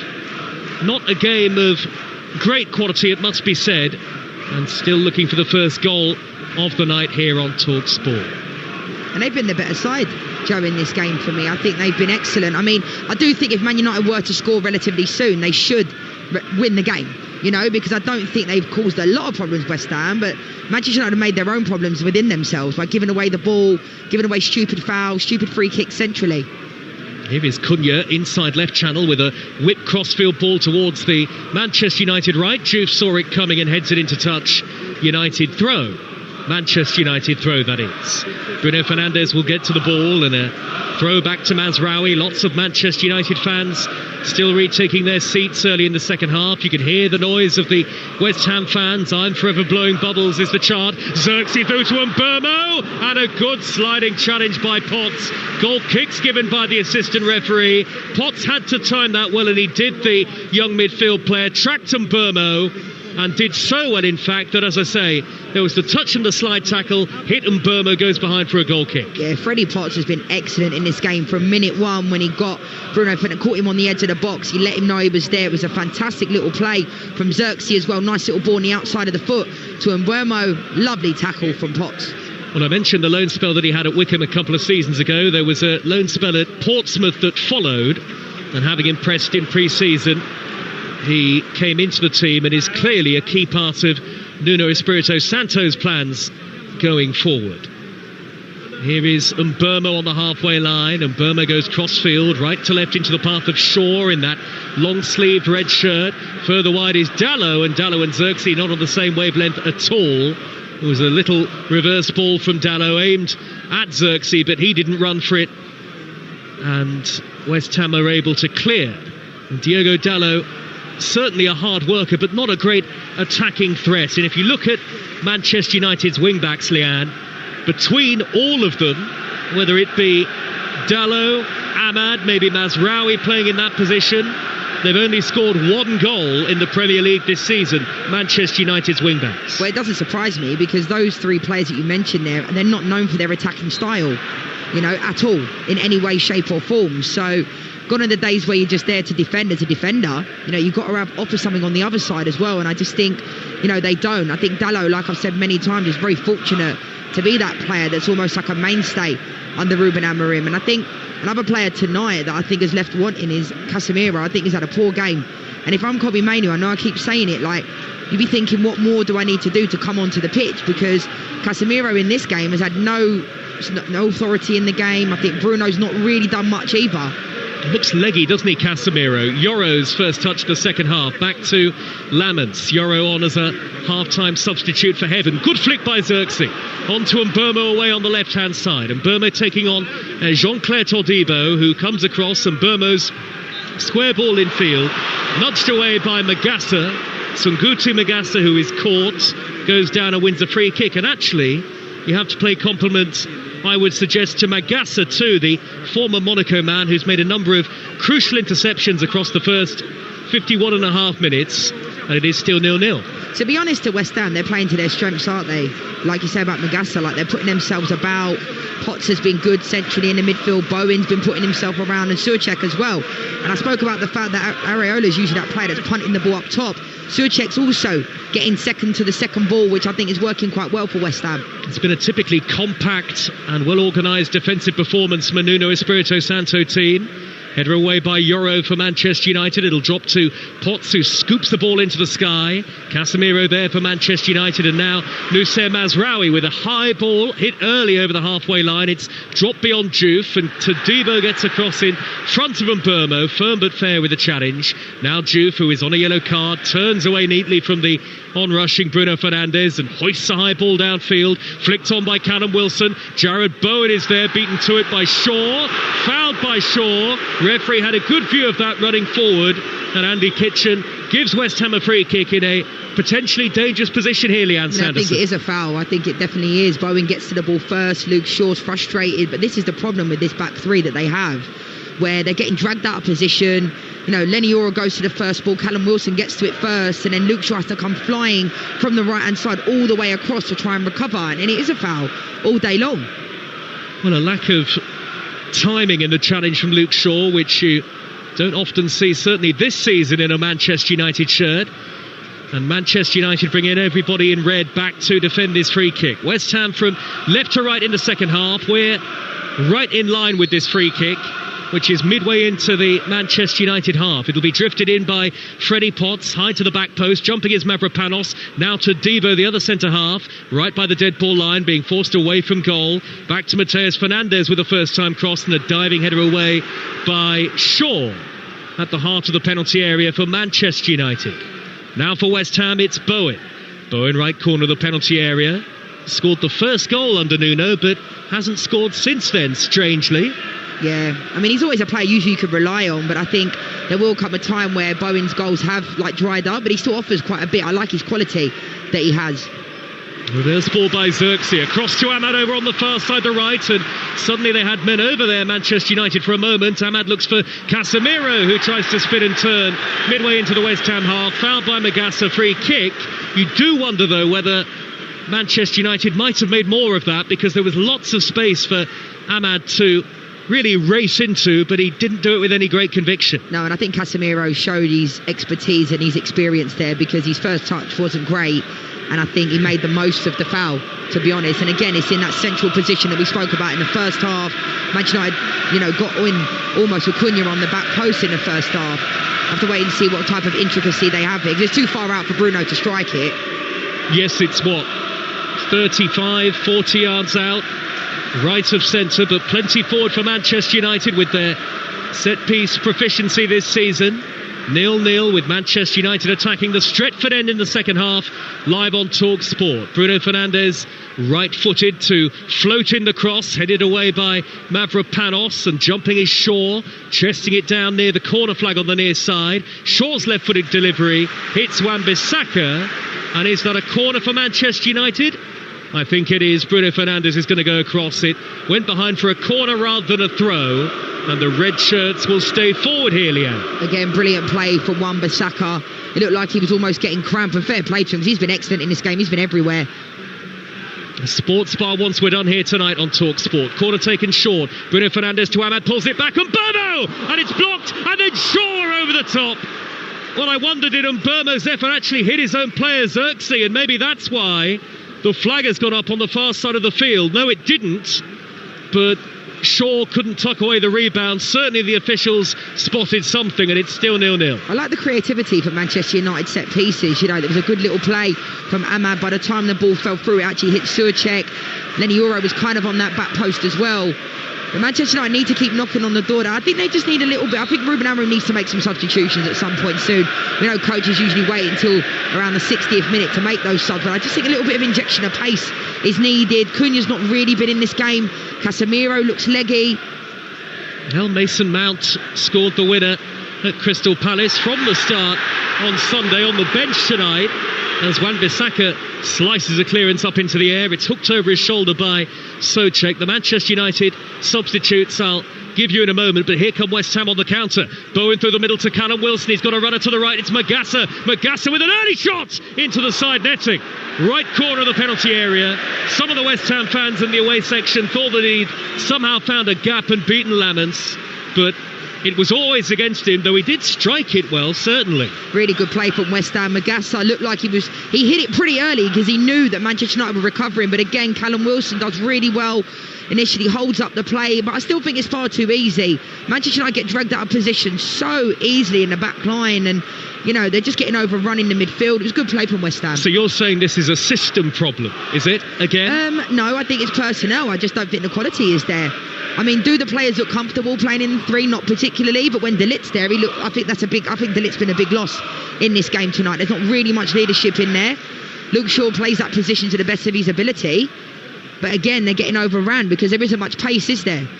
Well, De Ligt back on Monday night, says Ruben Amorim, for the trip to Wolves, live and exclusive on Talksport in the Monday Night Football. Diogo Dalot away on the left-hand side for Manchester United as we head towards the hour mark. And we await the game's first goal. Casemiro, 25 yards out, knocks it wide to Ahmad. Right corner of the penalty area, all left foot. Back to Casemiro with a shot. Big deflection. Dalot turns it into the Stretford end, and Manchester United lead. It drops so invitingly for Diogo Dalot, his first Premier League goal at Old Trafford, and he rolled it neatly beyond Areola, and almost out of nothing, Manchester United have the lead, and they're heading up to fifth. Manchester United 1, West Ham United 0. Fair play to Diogo Dalot. I'm not his biggest fan, but it was a lovely first touch. Very uncharacteristic finish from him. Not a player usually you find in and around the 6-yard box, but I think that's exactly what Manchester United need. It was a lovely first touch. Very composed finish to put it in the back of the net, and it was a kind of interesting one from Casemiro, because by the time the ball fell to him from Ahmad, it was like Casemiro got to the ball and it was kind of like took a deflection. And to be fair to Dalot, he killed it on a sixpence and puts it in the back of the net. And I think that's a type, I feel for West Ham, but I think that's a little bit of luck that Manchester United needed. And Wan-Bissaka was there again, trying to slide. But couldn't keep it out. Well done, Dalot. Well, who would have thought that Diogo Dalot would sneak in unmarked, and the Manchester United fans roaring their approval all around the stadium here, and they lead West Ham by 1-0 on Talksport. A poacher's goal for Diogo Dalot, and as I say, his first Premier League goal here at Old Trafford, so a landmark moment for the Portuguese, and very important player Ruben Amorim said that he is. Yeah, I know, and you read out before, Joe, about the lack of goals from that wide area, didn't you? Yep. They've got another now. Cunha through the middle towards them. Burma, cross comes to Debo, and West Ham have got to be careful that they don't go further behind in the game. Otherwise, it really will be Manchester United's night. But it's Manchester United who are chasing down Chelsea. They'll go level on points with Chelsea tonight if they win. And now they've got a long throw, and Dalot looking to turn provider away on this near side in the left wing position. Plenty forward, including Yoro and Xerxes and Casemiro, who's good in the air. Cunha's up there too, in by Dalot. The flick at the near post by Yoro, only half dealt with by West Ham United. Yoro going up again, he's let it run, back to Bruno Fernandes, left corner of the box. Oh, took a deflection, the cross off Magassa and gathered by Areola. Yeah, decent play for Manchester United. Lenny Yoro did really well to keep it alive. Falls to Bruno Fernandes just on the left-hand side of the 18-yard box. It wasn't the greatest of balls in from Bruno. Tadibo's gone down here. He looked like he might have a problem. Was it an injury or was he just tying his laces? West Ham counter anyway. Now they're seeking an equaliser, West Ham. And you wonder whether Nuno Espirito Santo will think about a change shortly. Not that he's got too much in the way of options. We've got the goalkeeper Hermansen, Walker-Peters, Kilman, Rodriguez, Irving, Urfi, Marshall, Conte and Myers on the bench tonight. West Ham United. And for Manchester United, the subs are Altai, Martinez, Mount, Malacia, Dorgu, Ugarte, Mainu and Lacey. Kobbie Mainu, who has not started a Premier League game this season. Casemiro rolls the ball up the inside right to Debo. Head start in front of Mbeumo. And Tadibo will clear away, out of play for a throw, and suddenly Manchester United have got their tails up here, 1-0 to the good, and just like on Sunday against Crystal Palace, buoyed by the confidence of a goal, Leanne Sanderson. Yeah, it's amazing what can happen, because I think West Ham have been pretty solid. We were talking of Tadibo before. I thought that's the only foot he's put wrong in this game. I think he's been excellent, because West Ham have been defending a lot. You know, they've had a lot of the ball, and they've made the most of it. Callum Wilson done his best up top on his own, but you could just feel... You know, I said it was a theatre of dreams. It wasn't feeling like that in the first half, but the atmosphere is kind of building, isn't it? A lot since that goal. In it comes from Dalot, long throw, header away by Juve, drops down to Mazraoui, nudges it back into the area, only as far as Magassa. Magassa scoops the ball over halfway, and Bowen is not going to reach it. Easily beaten to it in the end by Luke Shaw. Bowen, I think, misjudged the flight of the ball there, ran away from it rather than towards it. Now it's on the halfway line with Casemiro, who has won a throw, has he? Yes, off Mavropanos. And there's an energy and a zip about Manchester United now. You wonder how exactly they are able to really pick up when they do take the lead in matches. You wonder why it takes them so long to get into the game, Leanne. Yeah, and I mean, I think Luke Shaw in the second half as well has been good, but I think you look at this Manchester United side, we talk about the lack of consistency. We've only got to go back to the Everton game to look at that. It's not been the prettiest performances for Manchester United, but if they get away with this, get out of here with 3 points, that's all that really matters. You know, right now, I think West Ham, they could still cause some problems, because they have caused a few. Callum Wilson dropping in, Magassa's getting a little bit higher now in this second half, but I do think Man United need to not take their foot off the gas. Bruno Fernandes needs to offer a little bit more as well in this game. Well held up by Xerxes, just inside West Ham territory. An hour gone, just over an hour in fact. And Manchester United are 1-0 up. The Sports Bar follows us from 10. Jamie O'Hara and Jason Cundy tonight.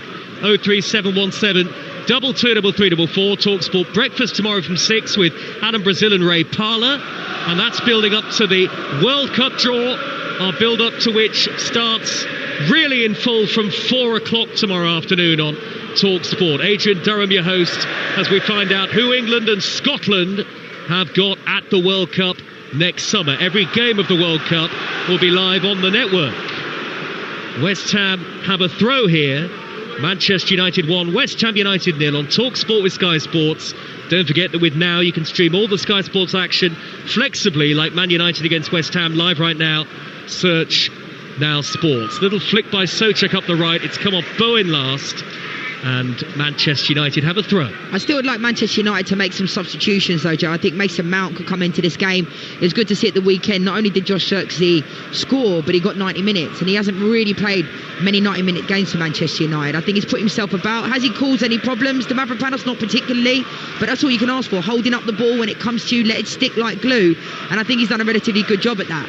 Dalot with an awkward skywards pass brought down by Juve, who will flight it towards Souček, then a backheader by Bruno Fernandes. Goalkeeper Lamens would have come to get it on the edge of the box, I think, but Mazraoui did the job for him. Quick ball up to Mbermo, nudged away by Todibo with Juve out of position there. Todibo did very well, and it's a throw to Manchester United in front of the Sir Alex Ferguson stand, mentioned in the first half, that really cavernous stand. In fact, it's so high the upper tier that we can't see it from our commentary position, but there are even more rows of seats right at the very top.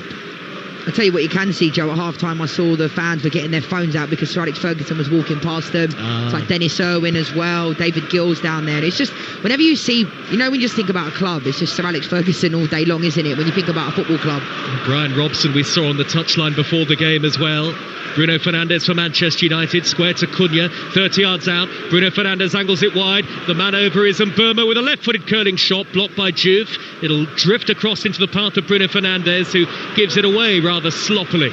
Straight to the feet of Mateus Fernandes of West Ham United, whose next game is away at Brighton on Sunday. Our next live Premier League football for you is on Saturday lunchtime. The leaders Arsenal away at Aston Villa. That'll be a real cracker of a game, that, at Villa Park, live on Talksport. And the Monday night football will be Wolves against Manchester United, live with us from Molineux. Souček for West Ham, back to goal, the tall, rangy midfield player. They've missed Paquetá tonight, West Ham, and we knew that would be the case. They have. I think Somerville as well. I think he was a good signing. I don't think we've seen the best of Somerville at West Ham either. Juve with an early cross towards Bowen, little flick at the near post. He couldn't quite turn it backwards to a teammate, but he has held it up, Bowen. Back to Juve by the right corner flag as we look at it. He'll tease the ball all the way backwards, 20-30 yards to Potts, and now Mavropanos. You can hear the West Ham fans in the background away to our right. Mavropanos sets up Wan-Bissaka. Wan-Bissaka thought about a first-time cross, holds it up, back to Magassa to loop it into the box, hopeful rather than expectant, and it's gathered easily by Senna Lamens. We've reached the midway point of the second half, and West Ham struggling in their bid to find an equaliser here. To be fair though, that was good play from them. Magassa wasn't the greatest of balls in, but you can see West Ham are still pushing. Bowen's getting higher, Souček's getting higher, and you can see they've not given up, you know, just because they've gone 1-0 down. I think it's been a relatively decent performance from West Ham. All that really matters is getting the 3 points, especially the fact that Leeds beat Chelsea last night. Well, the unlikely goal scorer and potential match winner Diogo Dalot is going off here, and Patrick Dorgu, the Dane who scored against Scotland in that thriller of a game at Hampden that got Scotland to the World Cup, is coming on.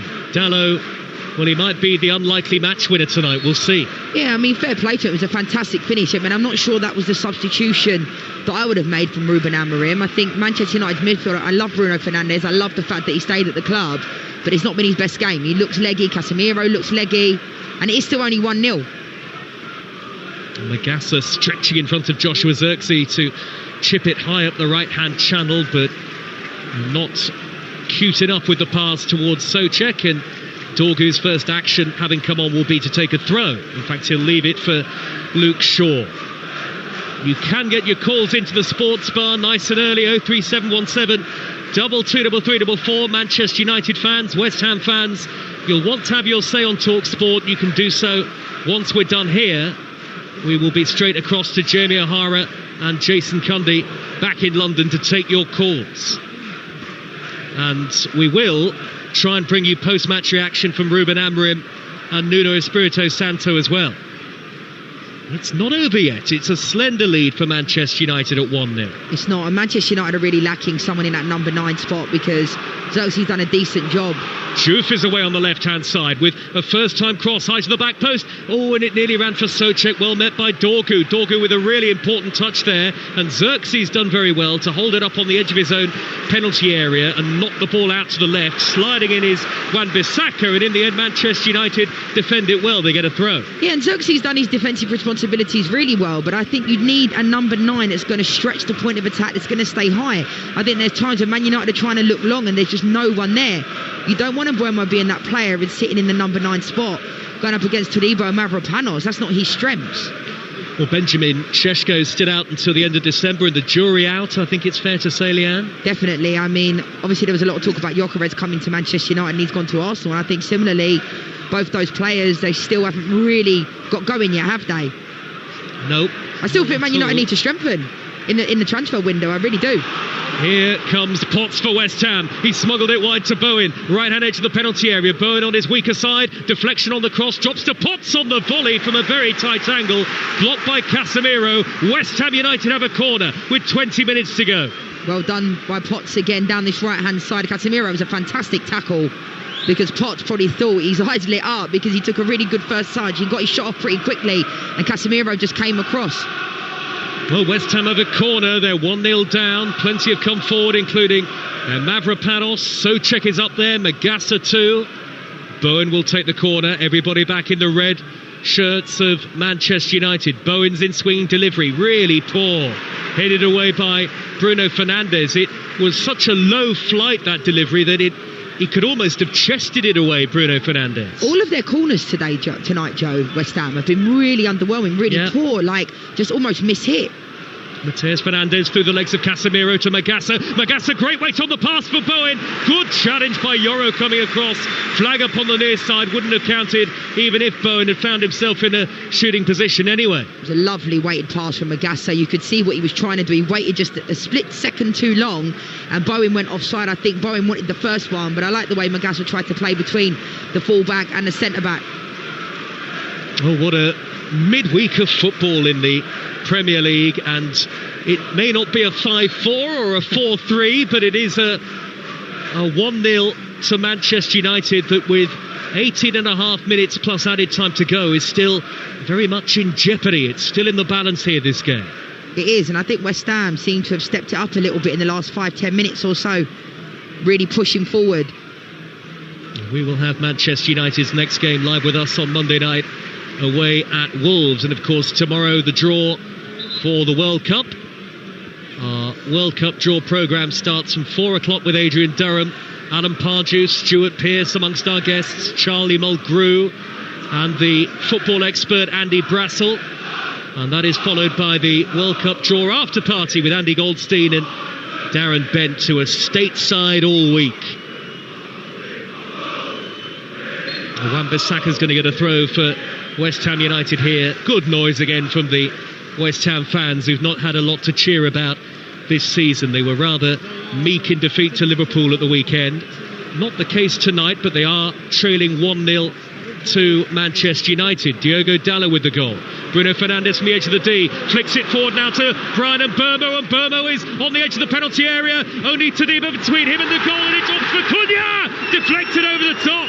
And the referee, after Mbeumo went down inside the box under the challenge of Todibo, has said that it's just a corner. How is that not a penalty, Joe?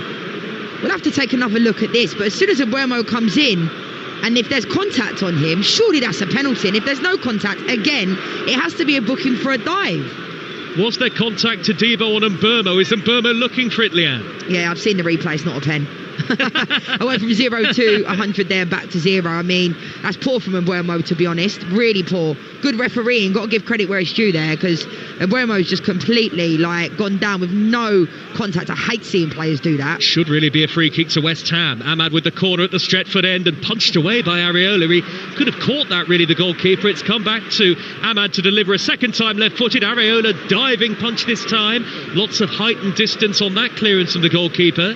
It's come back to Ahmad at the third time of asking, trying to drift infield from the right, and then he nudges it back out wide to Mbeumo. Right-hand edge of the box again, back to Cunha to scoop in a high cross, and it's headed away at the back post by Wan-Bissaka, who's been tireless in his defensive work.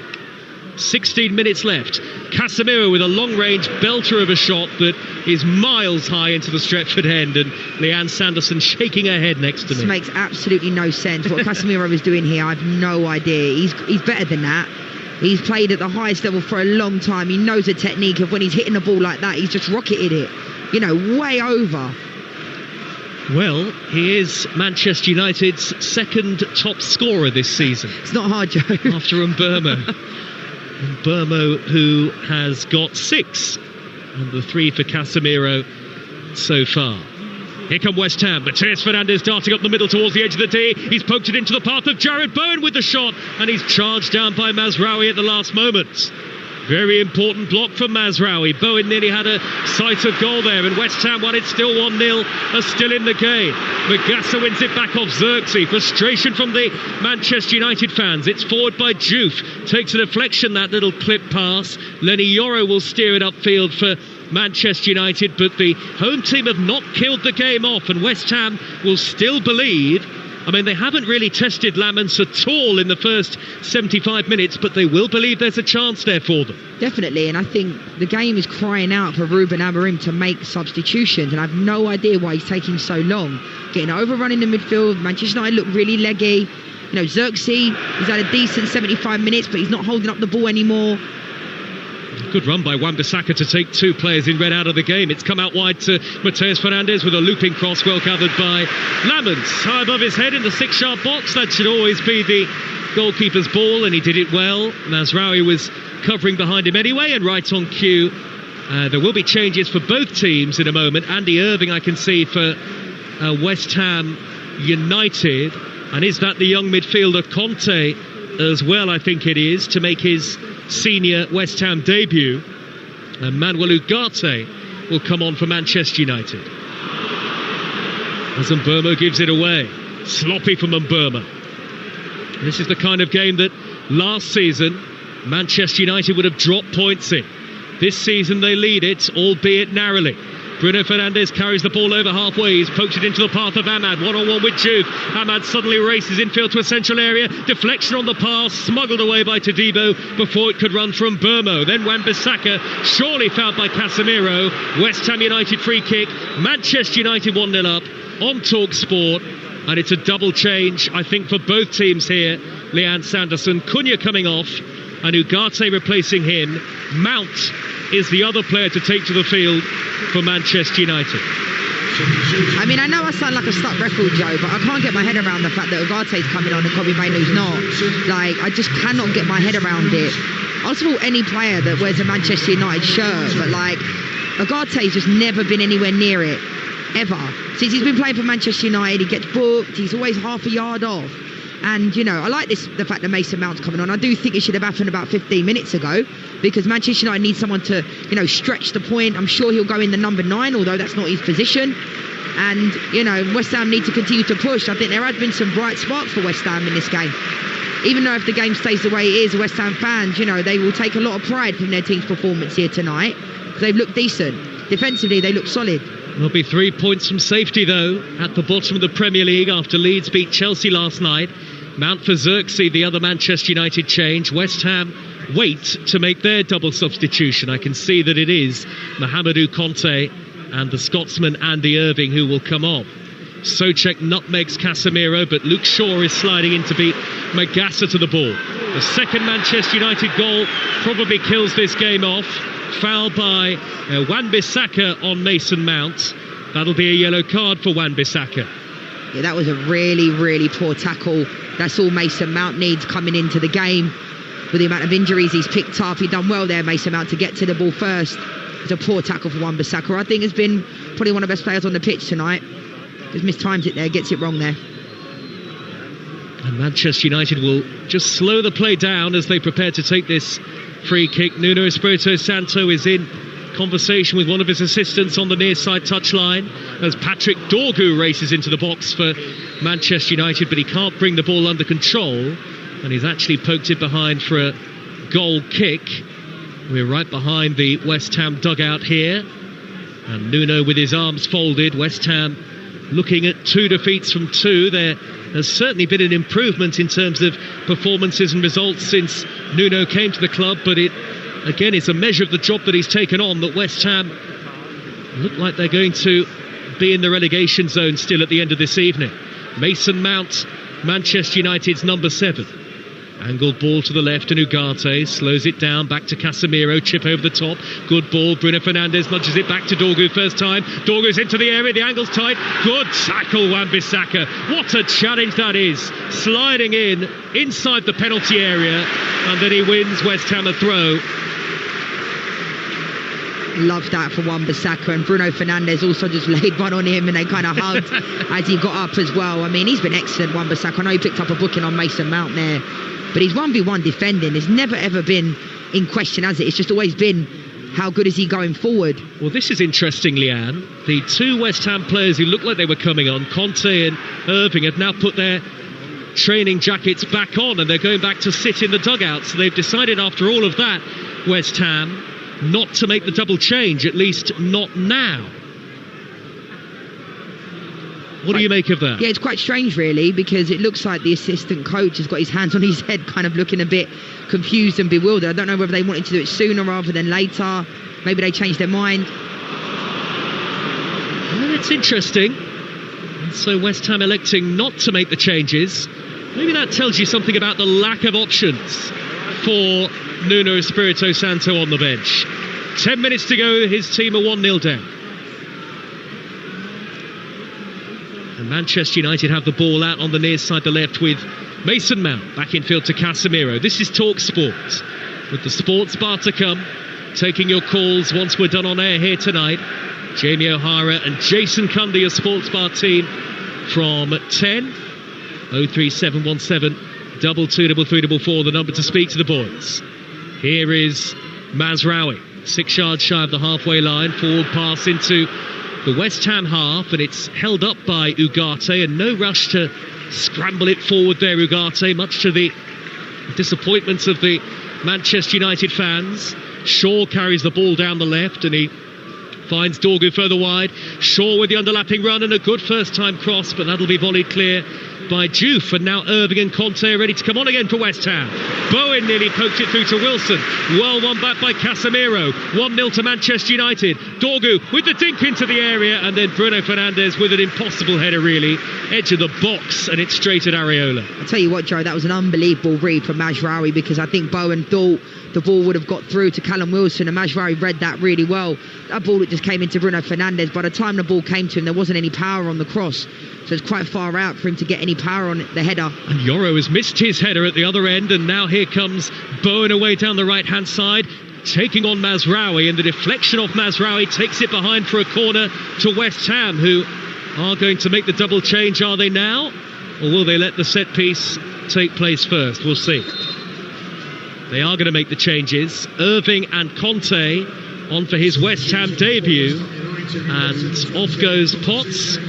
Irving for Potts, a straight swap, and the young 20-year-old Frenchman, born in Paris, Mahamadou Conte, will come on for Thomas Souček. I think Freddie Potts has been excellent in this game. You were right, Joe, you were speaking highly of him before the game, and I think he's had a solid 82 minutes.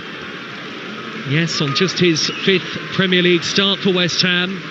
Corner for West Ham in front of the travelling fans, wedged in the corner between the Sir Bobby Charlton stand and the East stand behind the goal. Irving's first action is to take the corner. How's this for a first involvement? Left-footed corner into the near post, headed off the line, and the rebound is in! West Ham have got themselves an equaliser. It's 1-1 at Old Trafford. Magassa was there to roll it home from just outside the 6-yard box. His first goal in a West Ham United shirt, and what a fight back from the East Londoners. Manchester United 1, West Ham United 1. Joy for Magassa. Fair play to West Ham. I said I could feel it coming. You know, they were pushing, they were continuing to push. They made the substitution. Souček hadn't even made his way down to the halfway line yet, and ran straight back to the West Ham fans and started celebrating. And to be fair, Joe, I think they deserved that. You know, the way the set piece was played, I was very, you know, the set pieces they've had so far wasn't great. Like Mazraoui was on the back post, made a decent connection to clear it off the line initially from the corner. And then Magassa just hits it. Lemons has got completely blindsided, nowhere near it. And it's a really good finish from Magassa in the end. It was Bowen that looked like he was flicking it on. Mashori does everything to clear it. And then Magassa doesn't catch it too truly and puts it in the back of the net. And I think West Ham deserved that. Man United have been quite complacent. You know, I love Ruben Amorim, but I've been very critical of his substitutions in this game. They've come too late, and I think this game had a draw written all over it, to be honest. Man United have not performed to the levels, and I think the substitutions make no sense. Ugarte's come into the game, hasn't done nothing. Mason Mount put himself about Dorgu. For me, he's nowhere near good enough. And Dalot, who I was very, critical of in the first half, actually thought he had a decent game, and then he got pulled. 1-1 after 84 minutes on Talksport. Big moment that for Magassa, and he steers it home. Manchester United on the attack. Risky challenge by Wan-Bissaka. He's on a yellow card. Got to be careful.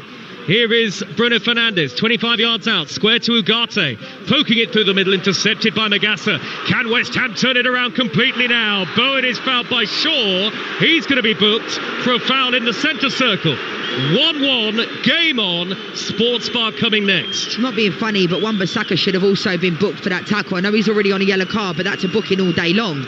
Definite booking on Luke Shaw all day long. Absolutely. Yellow card. Should have been a second yellow, and that was a foul from Luke Shaw. I think Luke Shaw's had a decent game. Here is Wan-Bissaka again for West Ham United. Midway inside the Manchester United half against his old club. Conte has held it up nicely. Back to Wan-Bissaka. He scooped it wide for Bowen, down by the dead ball line. Bowen is beyond Luke Shaw. Bowen, the angle is tight. Left-footed across goal and cleared away by Ahmad. Oh, what a chance for West Ham. Only needed a touch, and it would have been in the back of the net.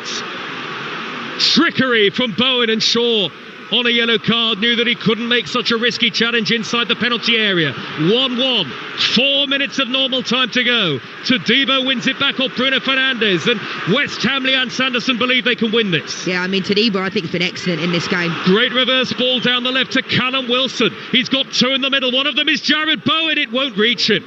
Good sliding challenge by, a combination of Yoro and Ugarte. And now Conte's in the area on the volley, and he's hammered it over the top. Goal kick, and Manchester United look all at sea. Completely all over the place, Manchester United. Fair play to West Ham, because they've really taken it to another level in this second half. But a lot of substitutions. Man United are about to make a defensive sub, as are West Ham. But Manchester United just hasn't been the greatest of performances at all. Bruno Fernandes hasn't had a great game. I mean, I'll forgive him because he's usually really consistent, stands up for Manchester United. There's still a lot of time in this game, Manchester United to get back in it. But Bowen's been excellent, puts a fantastic ball, and he was just waiting for Wilson to put it in the back of the net, and it was Ahmad that clears it. So, Kilman for Wilson is the West Ham change, and the approach for West Ham, understandable. They deserve a lot of credit for the way they battled back in this game, and trying to see out what they have perhaps.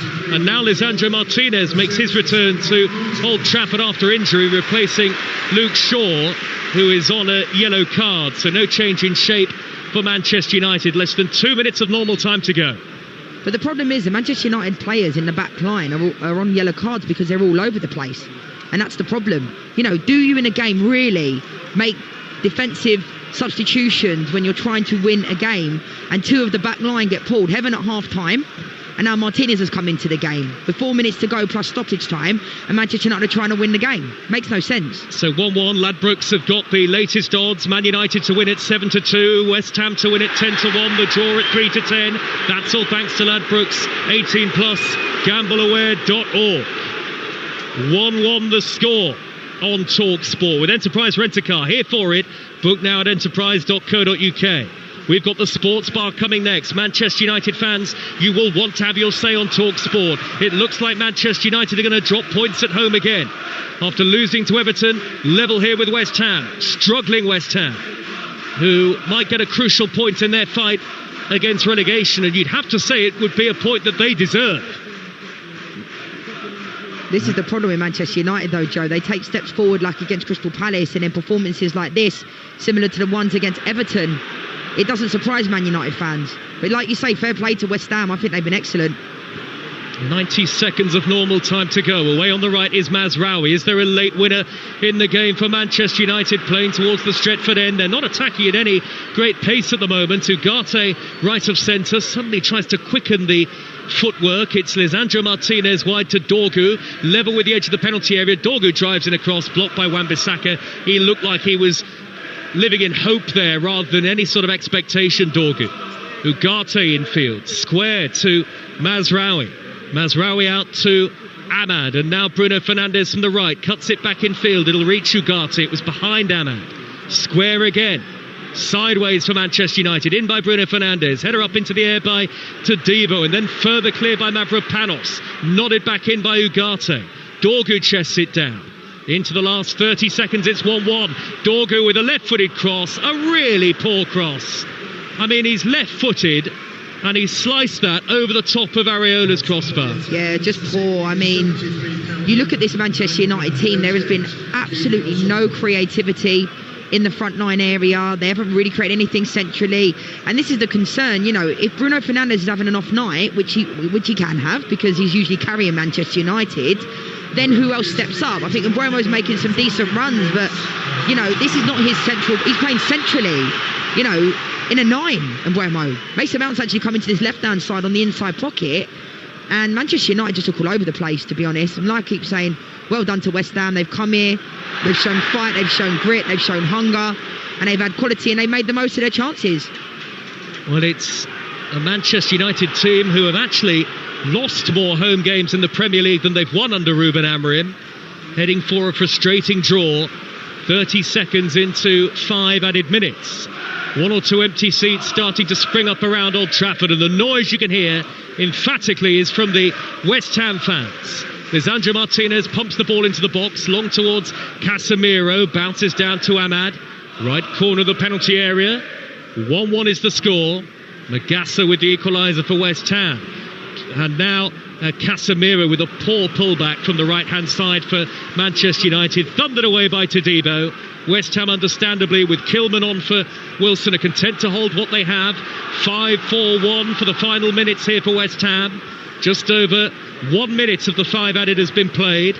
Now Lisandro Martinez wearing number 6. Little chip across left to right to Mazraoui, middle of the West Ham half. Mazraoui unchallenged into Casemiro, low ball into the penalty area, comes to Bruno Fernandes, and via the touch of Magassa, it's gone over the top. That was a really crucial swing of the right boot from Magassa onto the shin of Bruno Fernandes, and it sails harmlessly over the top into the Stretford end. Yeah, quite erratic from Bruno Fernandes in that moment. It wasn't an easy chance. Magassa, I think, just did enough to put him off. Mazraoui does really well down the right-hand side to find Casemiro. Areola's coming out. You know, Areola has that in him, doesn't he? He comes out, overcompensates, and you wouldn't want anyone else there other than Bruno Fernandes, and he just kind of shanks it off the outside of his foot. You can put your calls now on the sports bar. 03717 223344. It's coming next on Talksport. 3 added minutes to go. 1-1. West Ham win it back up the pitch through Jared Bowen. Jared Bowen into the penalty area, weaving footwork. The angle's tight. Tried to squeeze it square to Conte. Still got it here. Bowen somehow juggles the ball up in the air, and eventually Dorgu comes across to send it back to Lemons, who hacks it clear upfield. Big gaps in the stands now. Manchester United fans heading for the exits. Halfway through 5 added at the end of the game. And Dorgu will have to take a throw from way inside his own half. Another performance lacking from Manchester United. Dorgu back to Lisandro Martinez, and now Dorgu again midway inside his own half has given it up to Magassa. One back here by Andy Irving. Irving midway into Manchester United territory, floats it across towards Juve, and Ahmad with the back header, gathered by Lamont. 2 minutes left. Yeah, it's just far too pedestrian for Manchester United. I mean, that throw-in just epitomises. Dorgu gets the throw and takes about 10 minutes to throw it back in play. Forward by Lisandro Martinez, chipped high down the inside left, and Burmo, poor game tonight, can't bring it under control. Magassa wins West Ham a throw. West Ham are thoroughly going to deserve this point if they get it. And Magassa's got cramp. 90 seconds left.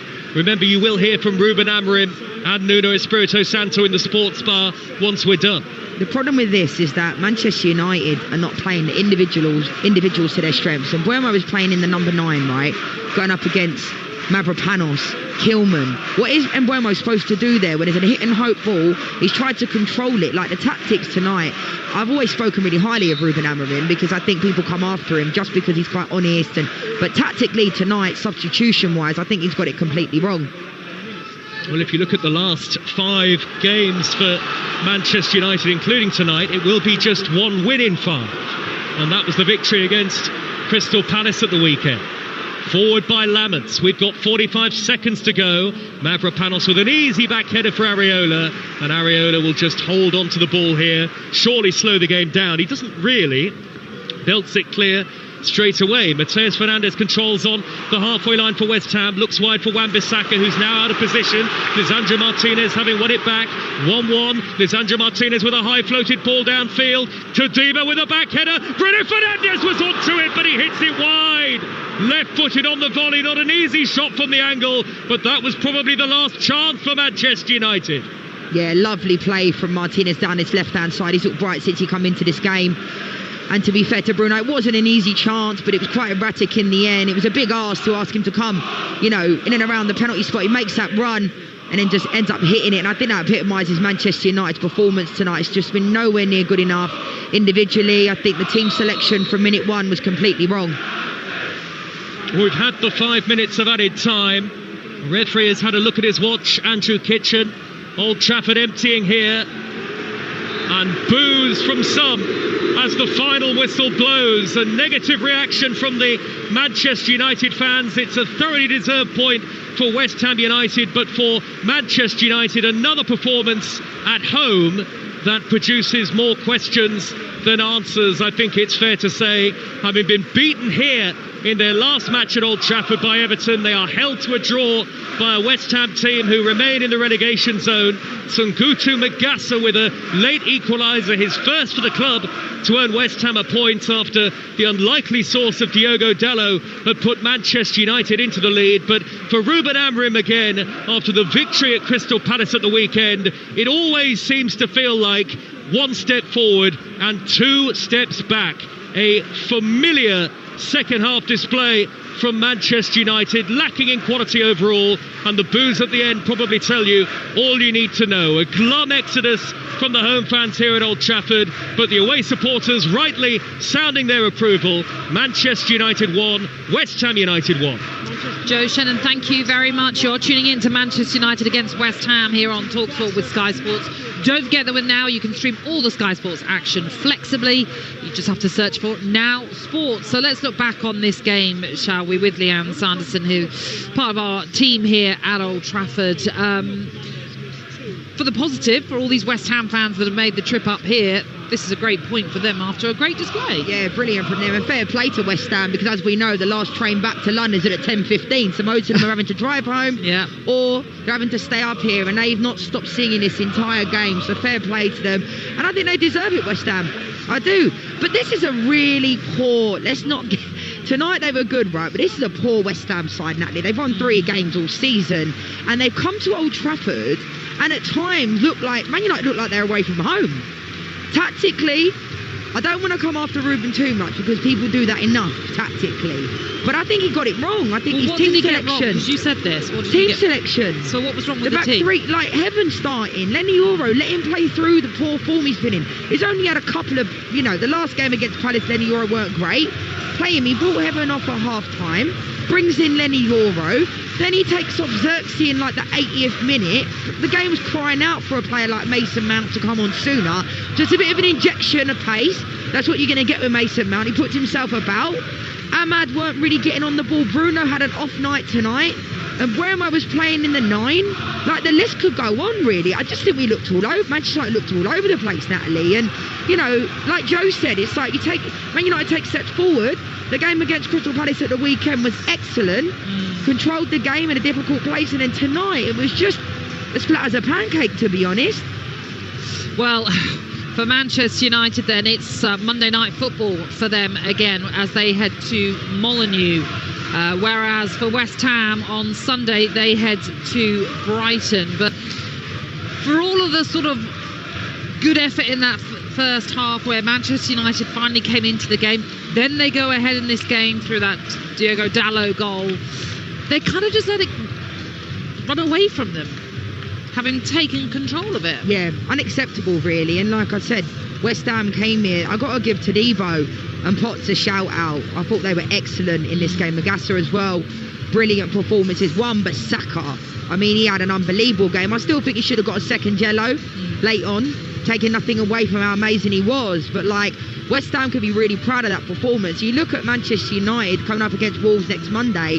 Wolves have been poor this season, no doubt. But like Joe was saying pre-game, like, you don't know what Man United team are going to show up. And unfortunately, this is like a carbon copy of the Everton game, apart from tonight Man United get a point. But it's against a poor West Ham side. And what West Ham did is they put their bodies on the line. They put themselves... Bowen, I thought, was decent in this game as well. One of the best games I've seen him play in a long time.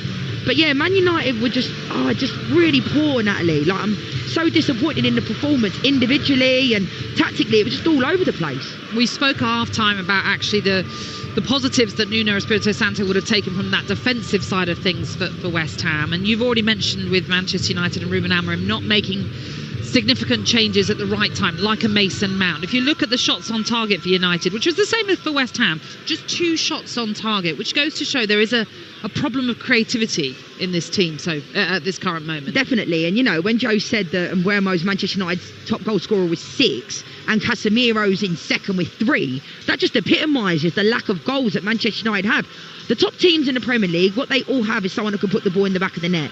You know, yeah, Gyökeres hasn't got off to a great blinder at Arsenal, but they offer in different areas. Saka comes through with goals. At Manchester United, Cunha, like, I just don't think we're getting the best out of him. He's a top player. He's good when he's got the ball. Same with Ahmad. In the first half, Ahmad had Juve on toast, and he just didn't get at him in the second half. So, like, I don't understand where it's going. It just, the leadership out there for Manchester United just wasn't there. And unfortunately, Casemiro looked leggy in this game, had a poor game. Bruno had not a great performance, but like I said, these things happen because he's usually really consistent. And if Bruno doesn't show up, it's like no Bruno, no party. Do you know what I mean? Like, if he's not performing, who else is going to step up? But you're also talking about the midfield there of Manchester United, and someone you flagged up and you did in commentary as well is this absence of Kobbie Mainoo. And this reluctance of Ruben Amorim to play him for Manchester United. Yet, do you think if we saw the peak Kobbie Mainoo of the time that he did get selected for the England team in the Euros, for example, that he could be the difference maker? Yeah. He's got to get out of here, to be honest, Natalie. As much as it pains me to say it, this is a player that in years to come, Manchester United could have got maybe 70, 80 mil for him. I think he is that good. Manchester United fans absolutely love him. And even if you're not a Man United fan, you know what Kobbie Mainoo's about. You know, this is a player that's still only 20 years old, that still has a lot to offer. But I've been there myself. If a manager's not having you, they're not having you. And Ruben Amorim has never had him. So hopefully for Kobbie, he was probably thinking in the back of his mind, I don't know this for a fact, hopefully I'll outlast Ruben Amorim, because it looked like many times Ruben's job was under pressure. You know, everyone was calling for him to go. And Kobbie Mainoo has to go out in January, as much as it pains me to say it, because he's not getting any joy at all. And even the other day when he brought him on in the 92nd minute, to me that's just not acceptable. You know, as a professional footballer, you're going to come on, but like someone like Kobbie Mainoo, like, they're ruining the boy. His confidence is going to be on the floor, and when he does come on, you know, I feel for him. He's been warming up the entire game, and like, you're bringing on Agate, like, come on now. So if I'm Kobbie Mainoo, I'm trying to get out of Manchester United as quick as I can, because, you know, this is a player that played for England at the last tournament, started for England, you know, much to a lot of people think, oh, how is he starting? And now, you know, he can't even get on the pitch for Man United. He hasn't started a game this season. Doesn't make any sense to me. Just a quick word on West Ham before we get to the man of the match. It's a point that takes them to within 2 of safety, having been in the relegation zone after Leeds' victory over Chelsea yesterday. Have you seen enough from their performance tonight that makes you think they've got enough to get out? Yeah, potentially, but they're still going to have to strengthen it. Like I said, they've got, coming into this game, Natalie, 4 games, you know, 1-2, drawn 1, lost 1. That's not a terrible run of form, is it? But they just don't seem to be getting the results. I think, obviously, London Stadium's become a little bit of a negative place. I understand the fans, how they feel. There's been a lot of protests there. But all the West Ham fans want is them to do exactly what they did tonight. Show a bit of hunger, determination and grit. And I think players like Freddie Potts epitomise what West Ham are about. You know, the old school, like Mark Noble, when he was there, when Declan Rice was there as well. And you've got someone like Freddie Potts now that looks like a player in there, looks like a proper West Ham player. And there were some bright sparks, but they still need to step it up, no doubt. All right, well, it's time for us to pick our man of the match with Enterprise Rent-A-Car. the Here For It hero on Talksport with Enterprise Rent-A-Car. Whatever it is, we're here for it. It all comes down to you, Leanne. Who are you going for? Yeah, it had to be Aaron Wan-Bissaka. I thought he was excellent in this game, going up against his former side. Defensively, 1v1, he was incredible, throwing himself, putting his body on the line. So it has to be Wan-Bissaka for me. Okay, Aaron Wan-Bissaka then is our hero, or Here For It hero, man of the match from today's game with Enterprise Rent-A-Car.